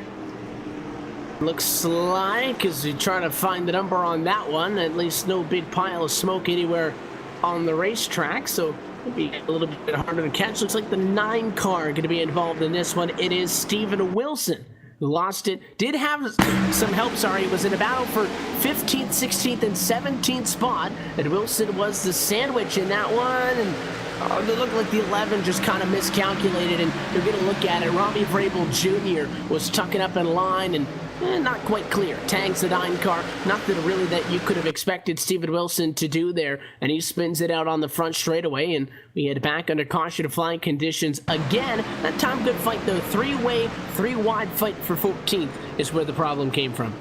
Yeah, and it was really just by inches where we saw that contact. Rabel Jr. thought that he was going to be clear and just wasn't quite as clear as he thought he was going to be. Clipped him, and, the 9 did a great job at just kind of keeping it off everything and getting it back going pretty quickly. So we'll be back under the caution flag once again now. I'm going to be pretty excited to see what Garrett Lowe does on this restart because he's going to be on that outside line with Colton Davis, not really going to have to work by and waste time with Tian now because he got by him for second. So they were pretty even on speed at the opening laps of that run, so a battle to look forward to say the least. And I think it's going to be tough if Colton Davis is able to, get a good restart and jump out to 3-4 car lengths for Garrett Lowe to be able to make that back up without some sort of an error from the 12. And not at all a knock against the 1. I just think that Davis, they're so evenly matched on speed with maybe a small advantage to the 12 camp that you're going to need to get him on the restart right here. And we've seen drivers go early, we've seen some drivers go late, so there's no real way to tell, what the call is going to be by Davis, but definitely the decision he makes on the restart is going to be a critical one. Yeah, and it's really going to come down to timing because we know, unlike the last caution where we had a little bit of a hiccup with the restart, or the caution before that, I should say, Colton Davis has the opportunity to really go whenever he wants to, and that's going to be really tough on Garrett Lowe, especially being on that outside line and not really having the option to really know when he's going. He's going to have to rely on his spotter, if Garrett Lowe does have one in the sim, to really, give him that information when Colton Davis does go, because this restart could be crucial to the rest of this race. And you never know, the way that this race has gone, you wouldn't expect it to be the case, but this could very well be the last restart coming up as well. If you just, a couple of guys back in the pack don't rub into each other a tad bit. It's not like we've seen guys going 5 wide into the quarters and causing these wrecks. I think half of the yellows tonight have just come from single car spin, so nothing saying that we don't take a restart here with maybe 28 laps to go, and then that's going to be it. That's going to be our last chance to go. So that doesn't help things out either. You can't tell people at the same time to take it easy and back it off a little bit, but also tell them, this is probably the last restart, so you're going to have to get a lot, right out of the gate as well. So, it's that kind of paradox where you want guys to back it off a tad bit. You want them to take it easy so you can get the green flag laps, but at the same time, you can't back it off because you're running out of those green flag laps. But I think that on this restart, the biggest thing you need to watch, not only, of course, Colton Davis, but Garrett Lowe. Because if he wants to win this race, I think he's going to have to take a gamble, Chris, and try to guess when that 12 goes. If it works, you're close to him, you got a shot at it. If it doesn't work, well, you're going to be quite a bit back. But I think if the one just kind of sits back and lets Colton Davis take this restart and then starts chasing him, I don't think the chase game is going to work. So it depends right now on if Garrett Lowe wants to win or if he's happy with the points for getting a P2. Yeah, and looking at the spotters stand, both of these drivers on the front row do have spotters, with Davis having Ryan Lowe on the stand and Lowe having Ashton Crowder on the stand. So Ashton Crowder is going to have to do a perfect job of letting Garrett Lowe know when Davis goes and getting that driver up to speed. His car is in this time, 171 laps down, 29 laps to go from Richmond, and it is a good jump for Davis. Car length and a half clear on Garrett Lowe to turn number 1. No challenge for second as Tien ends up third, but we are 3 wide for 4th behind him. And I think that was best worst case scenario for that one machine being able to slide back in, as there's still 3 wide going through 3 and 4. Kerwin on the inside line as Bergeron going to be trapped in the middle with Michael Guest on the outside. Still 3 wide going into 1. Neither of these drivers are going to want to back out. Is now contact, it looks like, between the 3 and the 31. Still checking up. Michael Guest going to go into the wall. So barely able to save. What a save by all 3 of those drivers to work through it. That could have been big off of the restart. You get a couple of guys together, but it was a fantastic piece of driving for Michael Guest. It's going to ruin his night as he falls almost all the way down to where he started, as he falls to 14th. So the great night is not going to be the result that he deserved, but I think we avoided that one there with a close call. The battle for the race lead, though, is on. Small gap between 2nd and 3rd as the top 2 try to pull away with this one, and Garrett Lowe is keeping Colton Davis honest. Coming to 25 to go, the number 1 Chevrolet is right on his bumper. Yeah, and Garrett Lowe is really doing a great job at applying that pressure here, Evan. Kind of keeping Colton Davis on his toes as they come up out of turn 4 across the start-finish line to complete lap 175. So not a lot of time left. So with Garrett Lowe and Colton Davis being so even, if Garrett Lowe was to get there, you're going to have to really time and calculate your strikes, because you never know with the laps winding down as fast as they are here, Evan, when you're going to get another shot. This may be, again, your last best opportunity. You don't know if you're going to have the next 24 laps up on top of the board here to be able to chase him down. You may not have that much time, because if you get a restart, Davis gets a better start. And just as we say that, caution at lap 177, and it's big issues. Looks like Zoltan Herzog is involved. The 37 was involved in the first yellow of the evening, and he was an innocent victim of this one as he tags the 19 Benjamin Nelson, who is sideways in front of him, and big problems for the 34, John Gorlinski, to kick this one off as he got sent for a ride by the 9 car. Yeah, just a whole lot of contact going on there. The 9 of Steven Wilson going to get into Gorlinski, like you said, going down into turn 1. Gorlinski almost had it saved, but going to get up into Smith in that 25, and then it all goes from there. Just huge checkup. The 21 going to pile in, and the 33 going to get caught with some damage, and then, as you said, the 37 going to kind of scrape by and get a few pieces of damage in there. So a big wreck going to come on lap 177 here, as Gorlinski is going to have to limp this thing back to the pits, and that's going to be it for that 34 machine. And again, the 34 did a good job, but I just think there's no way John Gorlinski saves that. That's got to be one of the bigger wrecks that I've seen in some time, and I don't know if you can see the 34 right now, Chris, but you want to talk about a car that's junked? He's crab walking. Yeah, no brake. He's crab walking. Things at least at a 30-degree angle, and he's using the inside fence to help him turn. It looks like you're watching somebody do a burnout in slow motion. That's how jacked up that 34 machine is. So I think it's safe to see John Gorlinski's evening is going to come to a premature conclusion. Yeah, definitely an interesting sight to see as he now is able to pull it and stop it in pit road. Don't really have to turn it too much to get it into the box because it's already faced that way, but huge wreck for him, and it's so sad to see his night. He was having such a good run through the mid pack and up towards the top 10 this entire night. Just taking a look at some of the guys just outside of the fights we've been watching, we've been keeping an eye on. Obviously, Davis and Lowe. Jarl Tien is still third, so it might not end up being a race-winning decision to not come down pit road with the 2 fresh tires like most everybody else took, but it is going to be a decent one. He might, if he's able to, I guess I should say, finish where he started right now, which is third position. It'll be a good afternoon, but that gamble might actually pay off for him. He's 4 spots ahead, again, of where he was P7 when he made that call. Casey Kerwin fourth. Jake Nichols rounds out your top 5 with Pipgrass, Bergeron, Blackford, Leahy, and Davies round out the top 10 of 32 cars total still scored on the lead lap. Yeah, a lot of cars really still scored on the lead lap, and once again, I'm going to say props to all these drivers. 32 cars, like you said, Evan. Really, really astonishing for a track like Richmond that can really cause a whole lot of problems, and we've seen a few of those problems arise here in the second half of this race, but inside 20 laps to go, this is where all bets are off. So we might even see more cautions come of this, and I hope not, because I would love to see this battle between Colton Davis, Garrett Lowe play out to the end, green flag, but we just know how 20 laps and with as much contact that we've seen in the second half of this race and how hard these guys have been racing, I doubt we finish this thing under green.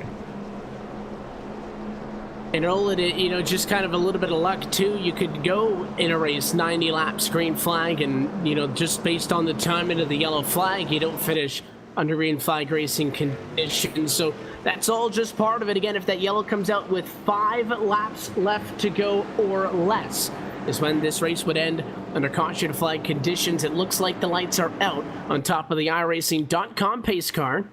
We will take a restart with 18 laps to go still in this race. A long way from home. Colton Davis has to go through the motions once more and get another good restart to stay in front of the 1 car of Garrett Lowe. Is this going to be the final time tonight? Pace car down, 182 down, with still 18 laps left on the board, and Garrett Lowe, you can't be caught sleeping like that. Colton Davis blows him out of the water to turn 1. Huge mistake on the Garrett Lowe machine as he's still holding people up on that outside line. Is now Tien going to go to the inside there in the 6 machine. Casey Kerwin going to try to battle back on the very outside, going to try to run that second groove like we've seen him do early on in this race, but really not going to work out for him. Garrett Lowe still surprisingly able to hold off that second place, and he's going to get a chance to redo it all over again as the caution's back out here at Richmond. But a car's parked, and the rough night continues for Nicholas Shelton. Started on pole position, and after the first half of this race, we started to get into the yellows. Things have gone downhill for him, and kind of the epitome of all of that is this incident, which starts with the 50 to Brad Davies. Davies outside with 3 wide, just not enough room for all of those cars, and the 15 spinning, and of course the 1 car out of the 20 that go on by that ends up hitting him is Nicholas Shelton. Both of those cars look like they're going to be done for the night. Yeah, definitely unfortunate for Shelton. Had such a good run running in the top 5 for the first, 100 laps of this race, and then much like we saw Leahy, he kind of just got caught up in some a big mess there. But Leahy, on the other hand, doing a really good job. We saw him work his way back up into the top 10, but hasn't really moved forward. If anything, he moved backward because we saw him starting in the 7th place position at that one point, now going to be 9th. So that's just a look at where your top 2 at the start of this race are really running right now. But as we pace again, let's take another quick opportunity. We'll throw it LSRTV non-stop so you don't miss a moment of the action. I think a total of maybe 2 possible restarts. Max still upcoming. Colton Davis is trying to go elbows up and fight for a win in the NASCAR iRacing Pro Series. Back to Richmond in a moment. The 12 car is 14 laps away from getting the win here tonight.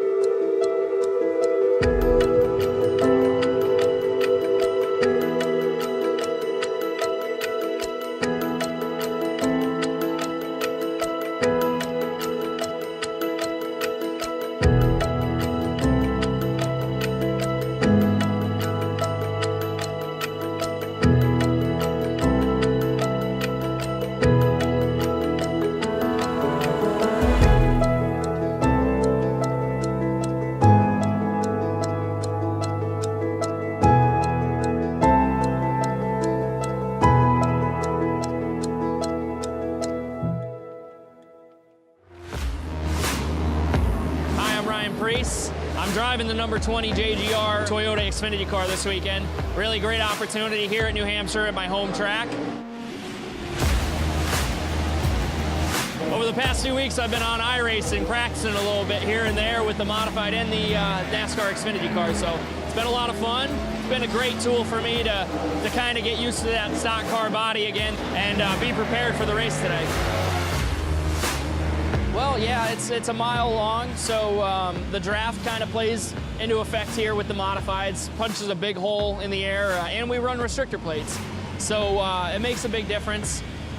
Just really fast, and it's our Daytona. So that's what's great about it, and we have a fast car for tomorrow.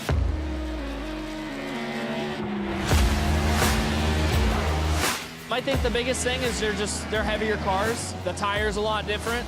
And the way you go about setting them up is a lot different. They use all 4 tires more than a modified, where we typically drive off the right rear, you know, so. Well, actually, it's funny. I raced NASCAR race in 2003 before iRacing came about. And then when iRacing came about, my friend Kevin Iannarelli, who works at iRacing, kind of told me, hey, man, you need to switch over to this. And when I did, I was like, oh, my God, this is like real life. So I started using it as a tool of mine to really prepare for modified races, whether it was Stafford or Thompson or Loudon, Bristol, and then obviously the Xfinity Series last year, going to road courses, trying to get laps, and use it as a tool that can get me as prepared as I could be without actually doing it. So it's been great.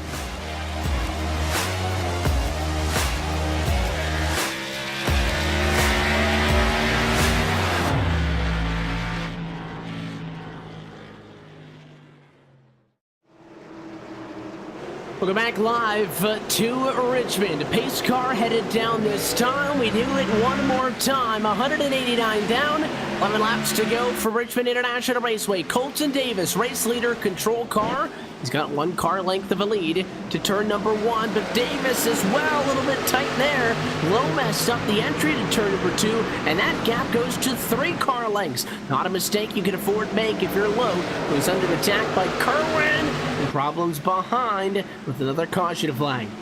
And we are going to get another shot at this one, as Casey Kerwin was looking really strong on that restart coming through, so definitely another caution. One more shot at this one, as it looks to be.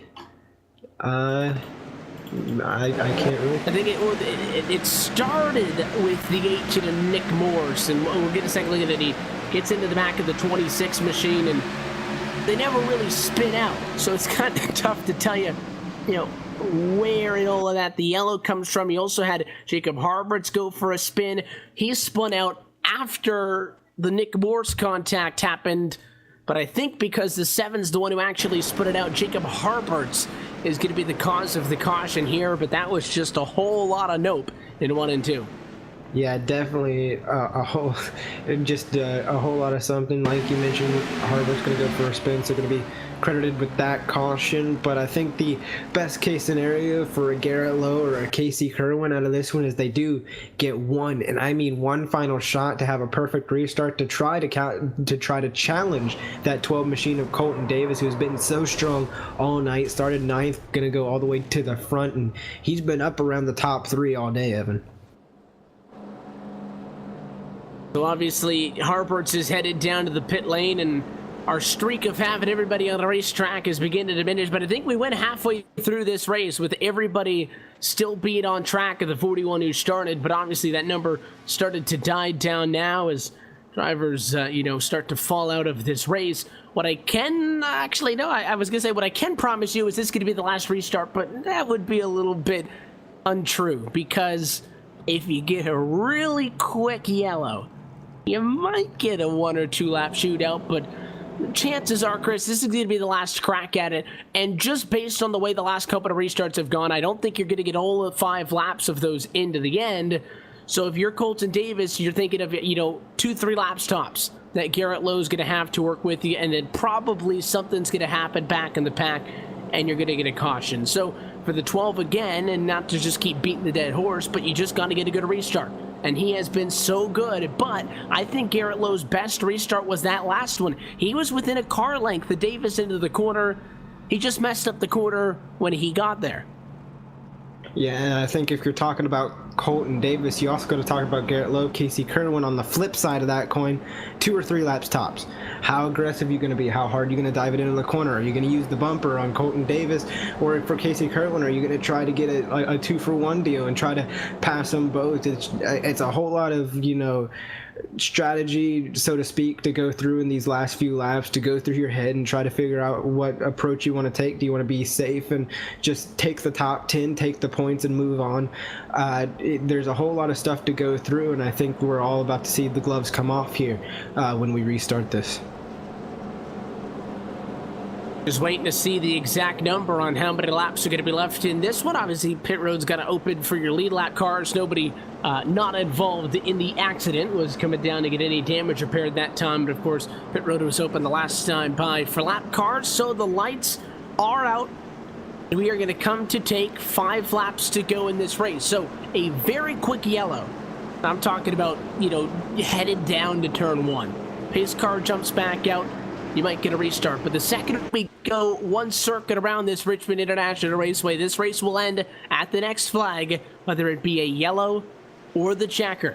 So the pace car is going to leave the field in the hands of Colton Davis. Maybe just one more time. Has been so good on these restarts and needs to execute on just one more if he wants to head to victory lane here tonight in the Richmond 200. The pace car's down, the 12 is on it, and it's another good jump, but biggest of all is Casey Kerwin, who he'll go from 3rd to 2nd and box out Garrett Lowe. Yeah, Kerwin wasting 0 time to take that 2nd place from Garrett Lowe. Now he's got his sight set fully on Colton Davis coming through 3 and 4. I don't think we're going to get your quick yellow, Evan, and we don't. This is going to be it. Next flag ends it. Will Casey Kerwin have enough to get to Colton Davis? We were kept thinking, what is Garrett Lowe going to be able to do? That was the question. And all of a sudden, it's Kerwin back in the position, but the 3 just can't get up to him. And it's a great restart by the 12, great restart by the 3, and another little bit of an off restart by Garrett Lowe. That's going to be the reason he's not in victory lane tonight. If the running results as they go now holds, is just the inability to get that a little bit extra on a late race restart. 2 laps to go this time by. The gap is still 2 car lengths for Colton Davis, and none of it's going to matter. Caution flag is out, and we'll wrap this thing up under yellow flag conditions. And what a heartbreak for Casey Kerwin, but what a drive to fall all the way back through the pack, come all the way back, get 2nd, and then Colton Davis, like you mentioned, and I think it really was 2-3 laps tops there, Evan, and they really made it work, and Colton Davis did exactly what he had to do to get the win. Caution flag comes out for John Gorlinski, limping around a damaged car, 13 laps down in 39th position, and just wrecked in turn 1. Didn't make the corner, went in there too hot, car was loose, and It'd be an unfortunate way to end this one. You would like to hope that, if a race is going to end under yellow for whatever circumstance, that we at least get to see some exciting 3-1 out of it. And unfortunately, Gorlinski walls it, and that's going to be it for us here this evening. Again, you do have to complete all of the laps, so we have seen some crazy things happen. Don't see this being an issue, though, for Colton Davis as he picks up to the pace car. And what a roller coaster night for the driver of the 12 machine. Not going to be up there with the folks who led the most laps, but he got a good starting position, started this race in 9th, and was, I think, at the end of the day, again, it was that first restart making that big move up the inside. At that point, he overtook Leahy as the first driver on fresh tires. And the way that this race just could not get back underway for any length of time late meant that 12 made the race-winning move, ironically enough, with almost over 50 laps to go in this one. And it'll be at a slow pace, but he's going to enjoy it just as much. Colton Davis takes the checkered flag, your winner here tonight from Richmond. Yeah, as you hear the fireworks off in the background, you see Casey Kerwin give him a little congratulation tap to the side. Garrett Lowe going to make his way up there as well, but not going to quite do it. Going to maybe give a tap to Casey Kerwin. Everybody kind of pacing around to get to the end of it. But what a phenomenal race. The first half of the race was amazing. Second half kind of had its hiccups, but all in all, a great night of racing here in the Pro Series at Richmond. The congratulations come in a couple of bumps as everybody congratulates Colton Davis on getting the trip to victory lane here this evening. And the pace car's getting it out of the way, and the 12 machine's got the front stretch all to himself. Got some celebrating to do as he gets the win here tonight. Again, from Richmond International Raceway, 8 races down now, 8 weeks, I guess I should say, because again, we've got multiple splits under this current Pro Series format. So 8 weeks down and just 2 to go as we get set to crown our champion for this 2018 NASCAR iRacing Pro Series, but of course finalize the field for the 2018 NASCAR Peak Anniversary Series. We'll take this opportunity, though, to step aside one more time, and when we get back, hopefully you have an opportunity to chat with some of your top finishers and preview what we expect to see next Tuesday night when the series heads to Dover International Speedway. You've been watching LSRTV's continuing coverage of the 2018 NASCAR iRacing Pro Series on your home for sim racing and iRacing Live post-show when we come back.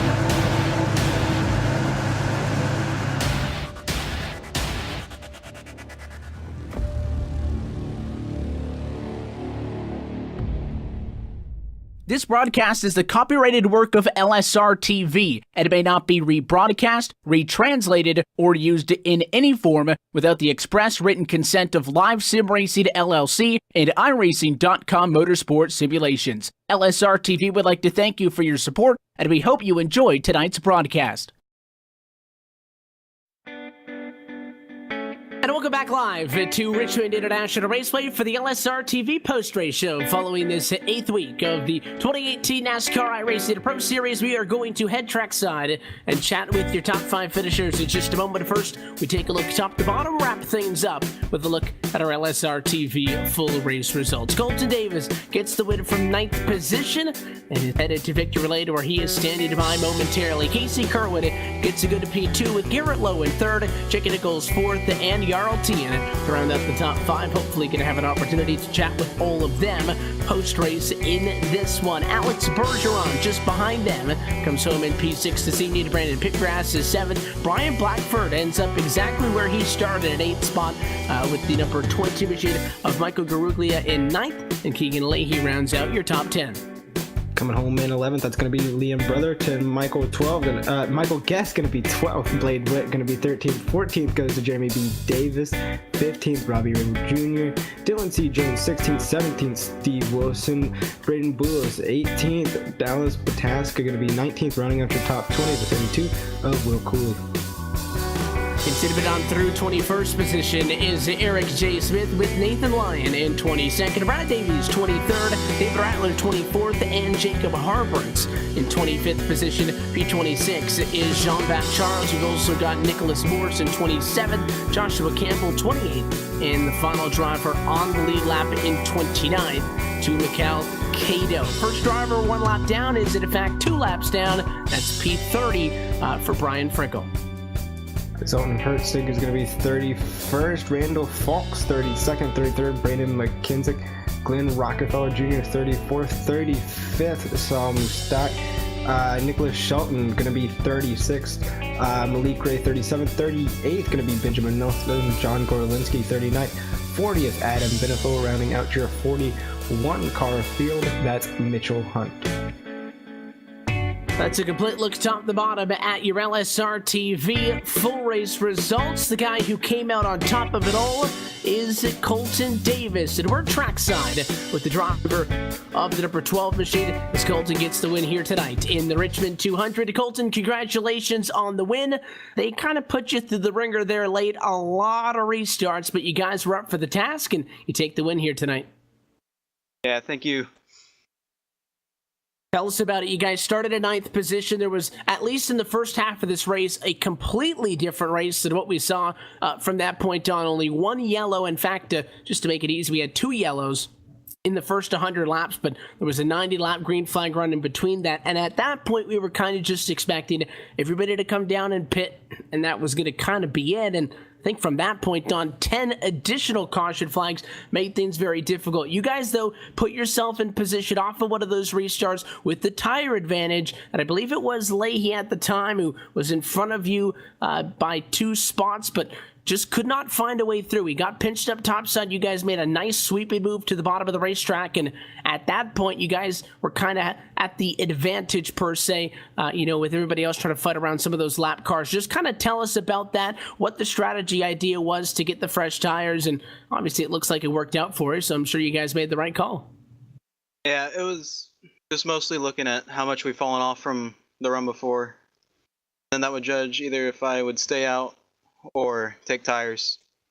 And when we pit that first time, I noticed that we fell off quite a bit. So I was just hoping that it'd stay green because I knew I had a fast car, or I could work my way up to the front row and keep my car clean.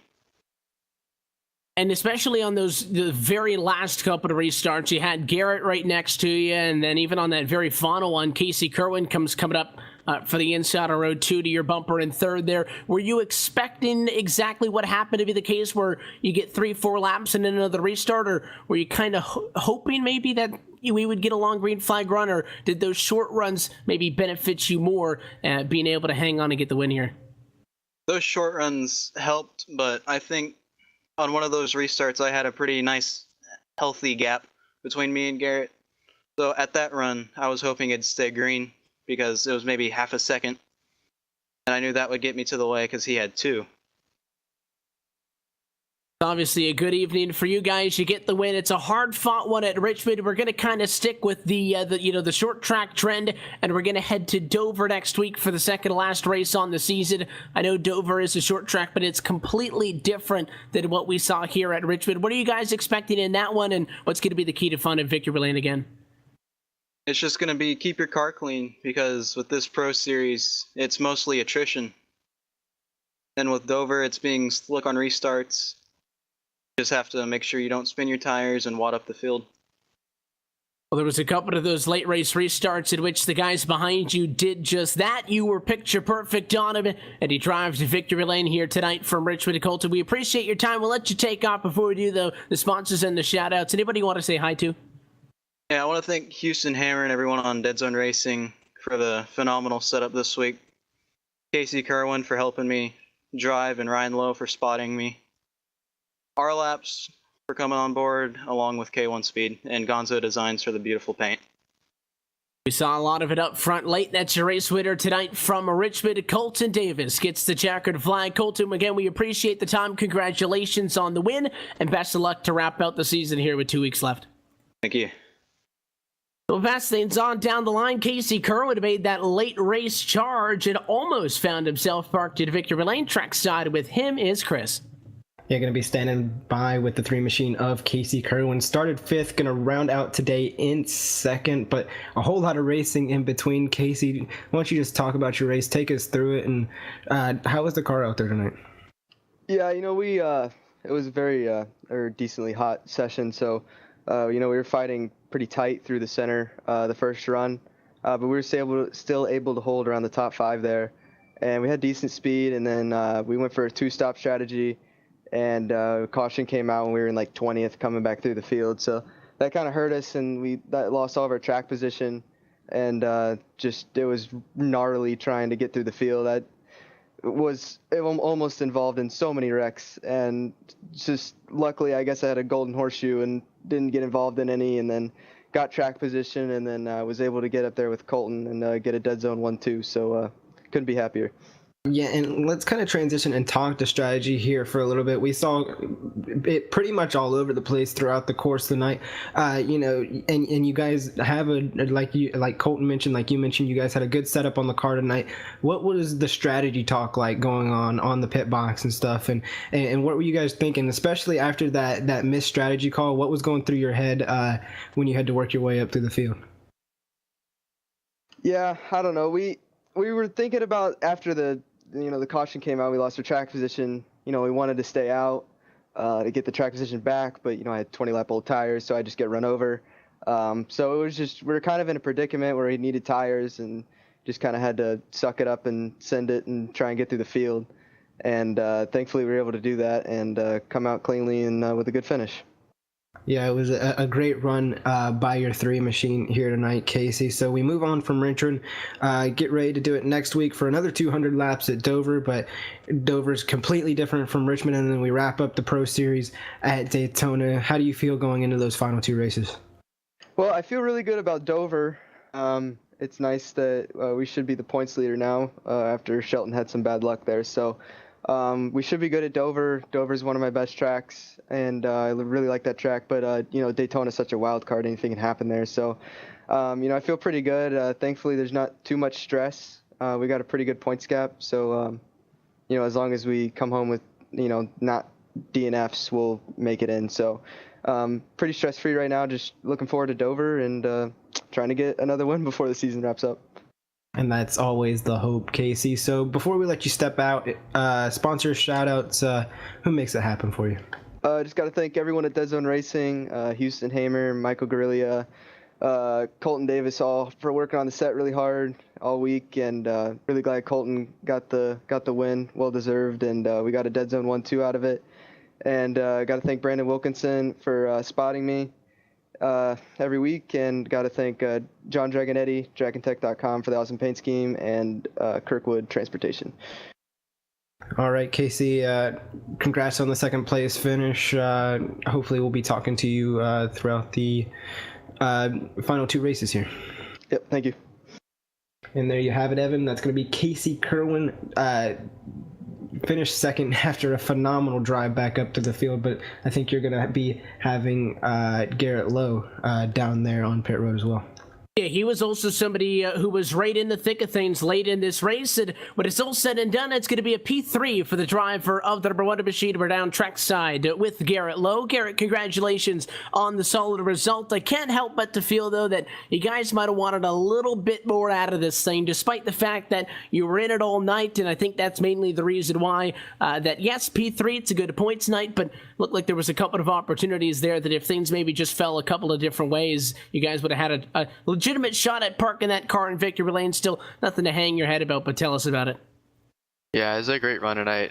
We had a great car. We showed up tonight with one of our best cars I think we've had all season, and we definitely proved that early in the race. My spotter kept telling me fastest car on track, but we just couldn't pass. So we got stuck back there right outside of the top 5 for a good while. And then pit cycle kind of kicked in, and then the cautions started flying, and just kind of got stuck right outside the top 5, but made our way back in there, taking 2 tires there, probably with 50 to go, and was just able to stay in second until the final restart. And I thought I timed it good, but both of them got me there. So.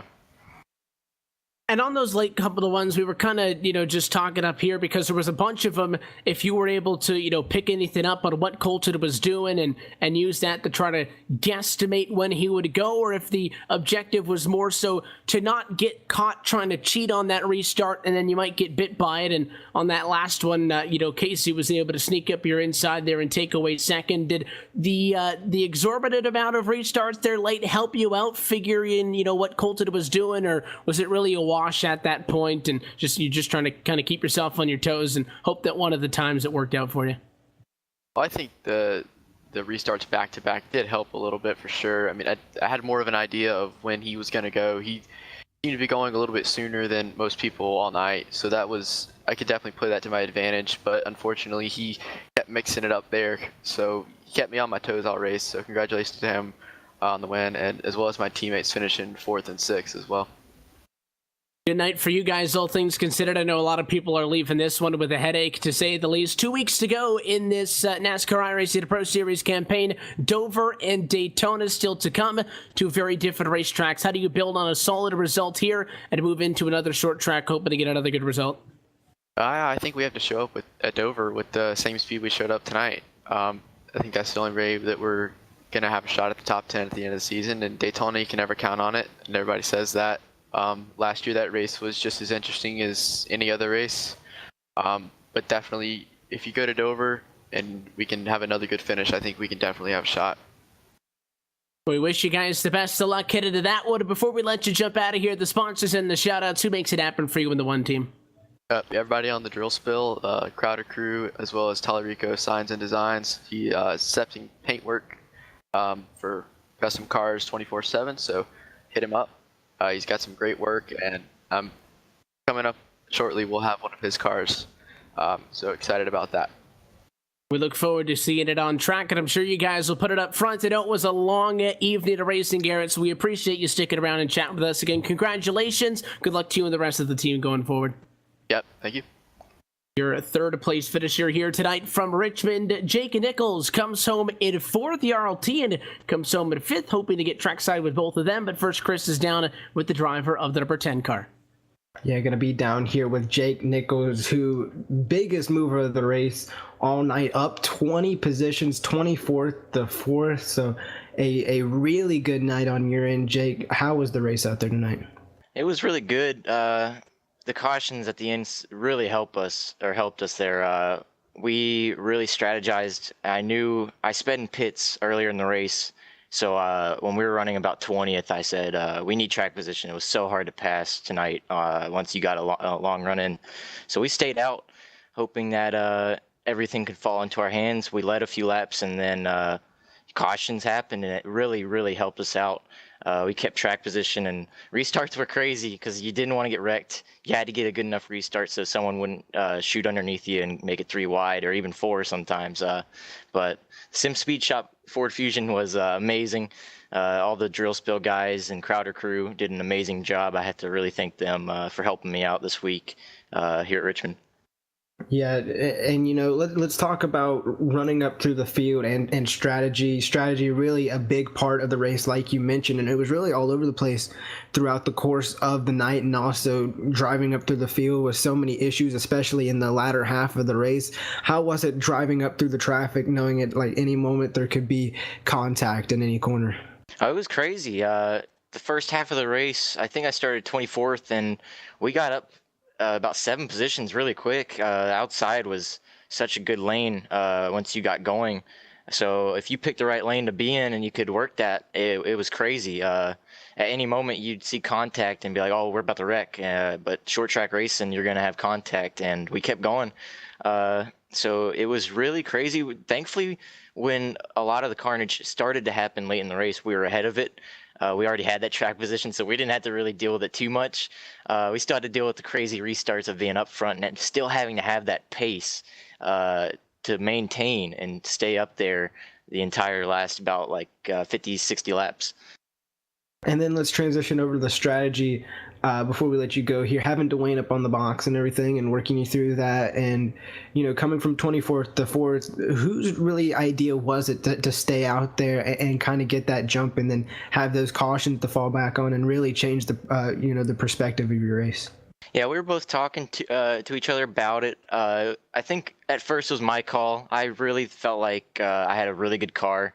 I thought I was top 10 speed, maybe better, but we just didn't have the track position to show that speed. So I knew that staying out, we could get some yellows and then maybe have a 8 to 10 lap run so we could all pit and be equal with everyone. So he agreed. And it worked out. He made some good calls up there. He was lagging a little bit, so he couldn't really do much spotting, but he was definitely helping me with the in-race adjustments and being my crew chief. Really couldn't have done it without him and all the drill spill guys. And it paid off tremendously. What a phenomenal race here, Jake. Before we let you go, sponsors, family members, who do you got to thank here tonight? All my family, the Sim Speed Shop for being on the car, Horton Designs for painting the base for this scheme, OSRN, you guys for doing the tremendous broadcast you guys do every single week, and everyone that tunes in. Can't have a broadcast without the fans, so thank you very much for watching each and every week. All right, and there you have it. Great race. Hopefully have some more good luck on your way, and maybe we'll be talking to you in these final 2 races. All right, see you then. And there you have it, guys. That's going to be Jake Nichols, driver of the 10, going to be finishing 10th. Now I'm going to be standing by with Jarl Tien as we get ready to round out the night here. Another great race by you in that 6 machine, starting 3rd, going 5th, and having a whole lot of ups and downs in betweens. How was the race out there tonight? Probably one of the most stressful, hard, but also enjoyable at the same time races I've had. I got Jake Sturgis to hook a different style setup up like 10 minutes before the race, and he nailed it perfectly. It's quite a different setup than what I had before, and it ended up being maybe fastest car, if not only second car behind Keegan, but it was enough to compete for top 5 the entire race. And getting that first long green flag run just showed the pace that I had, and I was able to get by Kerwin and Nick Shelton later on, and I reeled in Keegan, and then I got a little loose, but I stayed around second place for most part before the Yellow Fest started. And we saw side by side battling become a huge part of your race, and really amp up there towards the end of it, where you, like you mentioned, side by side with Colton, Nicholas, low at some points, and just working through it. How'd the car feel in that traffic and working through the field and being side by side for so long? It's a challenge, especially here at Richmond, going side by side, especially with considering I'm from Europe. I got the ping disadvantage, so being so close, you never know when you can get a net code, so you got to be aware of that. So I just tried to stay as safe as possible, give as much room as I could, and just hold it. Just top 5. That's all I wanted. I'm relatively happy. Yeah, and that's a great run on your end, and now fast forwarding to Dover, another 200 laps, and then finalize it in Daytona with another 100. How are you feeling about those two, with Daytona being such a big wild card, like we heard Casey Kerwin say earlier? How are you feeling that you stack up in those two races? Well, Daytona is, like you said, a wild card. You never know where you're going to finish. So it's all about working with the right people and just staying out of trouble. That's it. Just be there at the end. But Dover, we already got a base. We already know where we're going. And I believe pace-wise, we should be in the top 3. But you never know. Dover is kind of similar to Richmond in the sense that the wall is really close and you have to fight pretty close with people. So it's just taking everything lap by lap and just being safe. And that's exactly right. And a phenomenal run by you, top 5 for the majority of the race here today, and finalizing it in that 5th place position. Sponsors, shout outs, who makes it happen for you? No sponsors, but I got a lot of help from Jake Sturgis on NX, and thanks to him for spotting for me and getting probably the best setup I've ever driven. So yeah, thanks, Sam. All right, and there you have it, Yarrow. Congratulations, top 5. Hopefully, in the near future with these final 2 races, we might be talking to you real soon. All right, thanks, man. And there you have it. That's gonna maybe wrap everything up here tonight, Evan, with a phenomenal race here at Richmond. Saw our fair share of yellows, which is exactly what you thought would happen here with the tough track at. But definitely a tricky track, and that's exactly what we saw here today. And I said right at the start as well, Richmond's one that can go one of 2 ways. You could have a green flag run, and you could have a lot of yellows. And we saw 2 races here today. We saw, that opening portion where, aside from a single car spin at lap 2, we went to lap number 96 without a caution flag. And then we only saw 2 total in the beginning half, and plenty more than that in the second half, right? So, 2 very different ways, and at the end of it all, would we have liked to see more green flag racing at the end? Absolutely, but it's a short track. It's tough to, get these guys grouped up in a big pack with 50 laps left to go and just tell them, hey, just don't go 2 and 3 wide and take it easy. So I think we saw what we expected to see once we kind of got stuck in that rut and couldn't get all the way out. But a great run by Colton Davis. Stuck with the tire strategy call. A fantastic restart in that second half of the race to put him in front. And, Casey Kerwin took a couple of shots at him. Garrett Lowe had a couple of shots at him. And at the end of the day, the 12 was just too good when it mattered the most and deserved to get the win here tonight. And I think you're going to expect those shots a lot more as the races progress, and I think the cautions that we saw here tonight were justifiable, Evan. I mean, besides the 2 maybe 1-2 single car spins, I mean, there's 3 races left in this thing. Everybody is trying to get their best finishing position. Gloves are off here, titles on the line here for a lot of these guys, and who are kind of just trying to get into that cutoff period and just try to make sure that every position is really worth something, especially when you get down to the second and third splits, like we've mentioned so many times before. But just a whole lot of competition going throughout this Pro Series. And with 2 races left to go, you're going to be able to catch both of those races right here on LSRTV and iRacing Live next Tuesday and the Tuesday following that.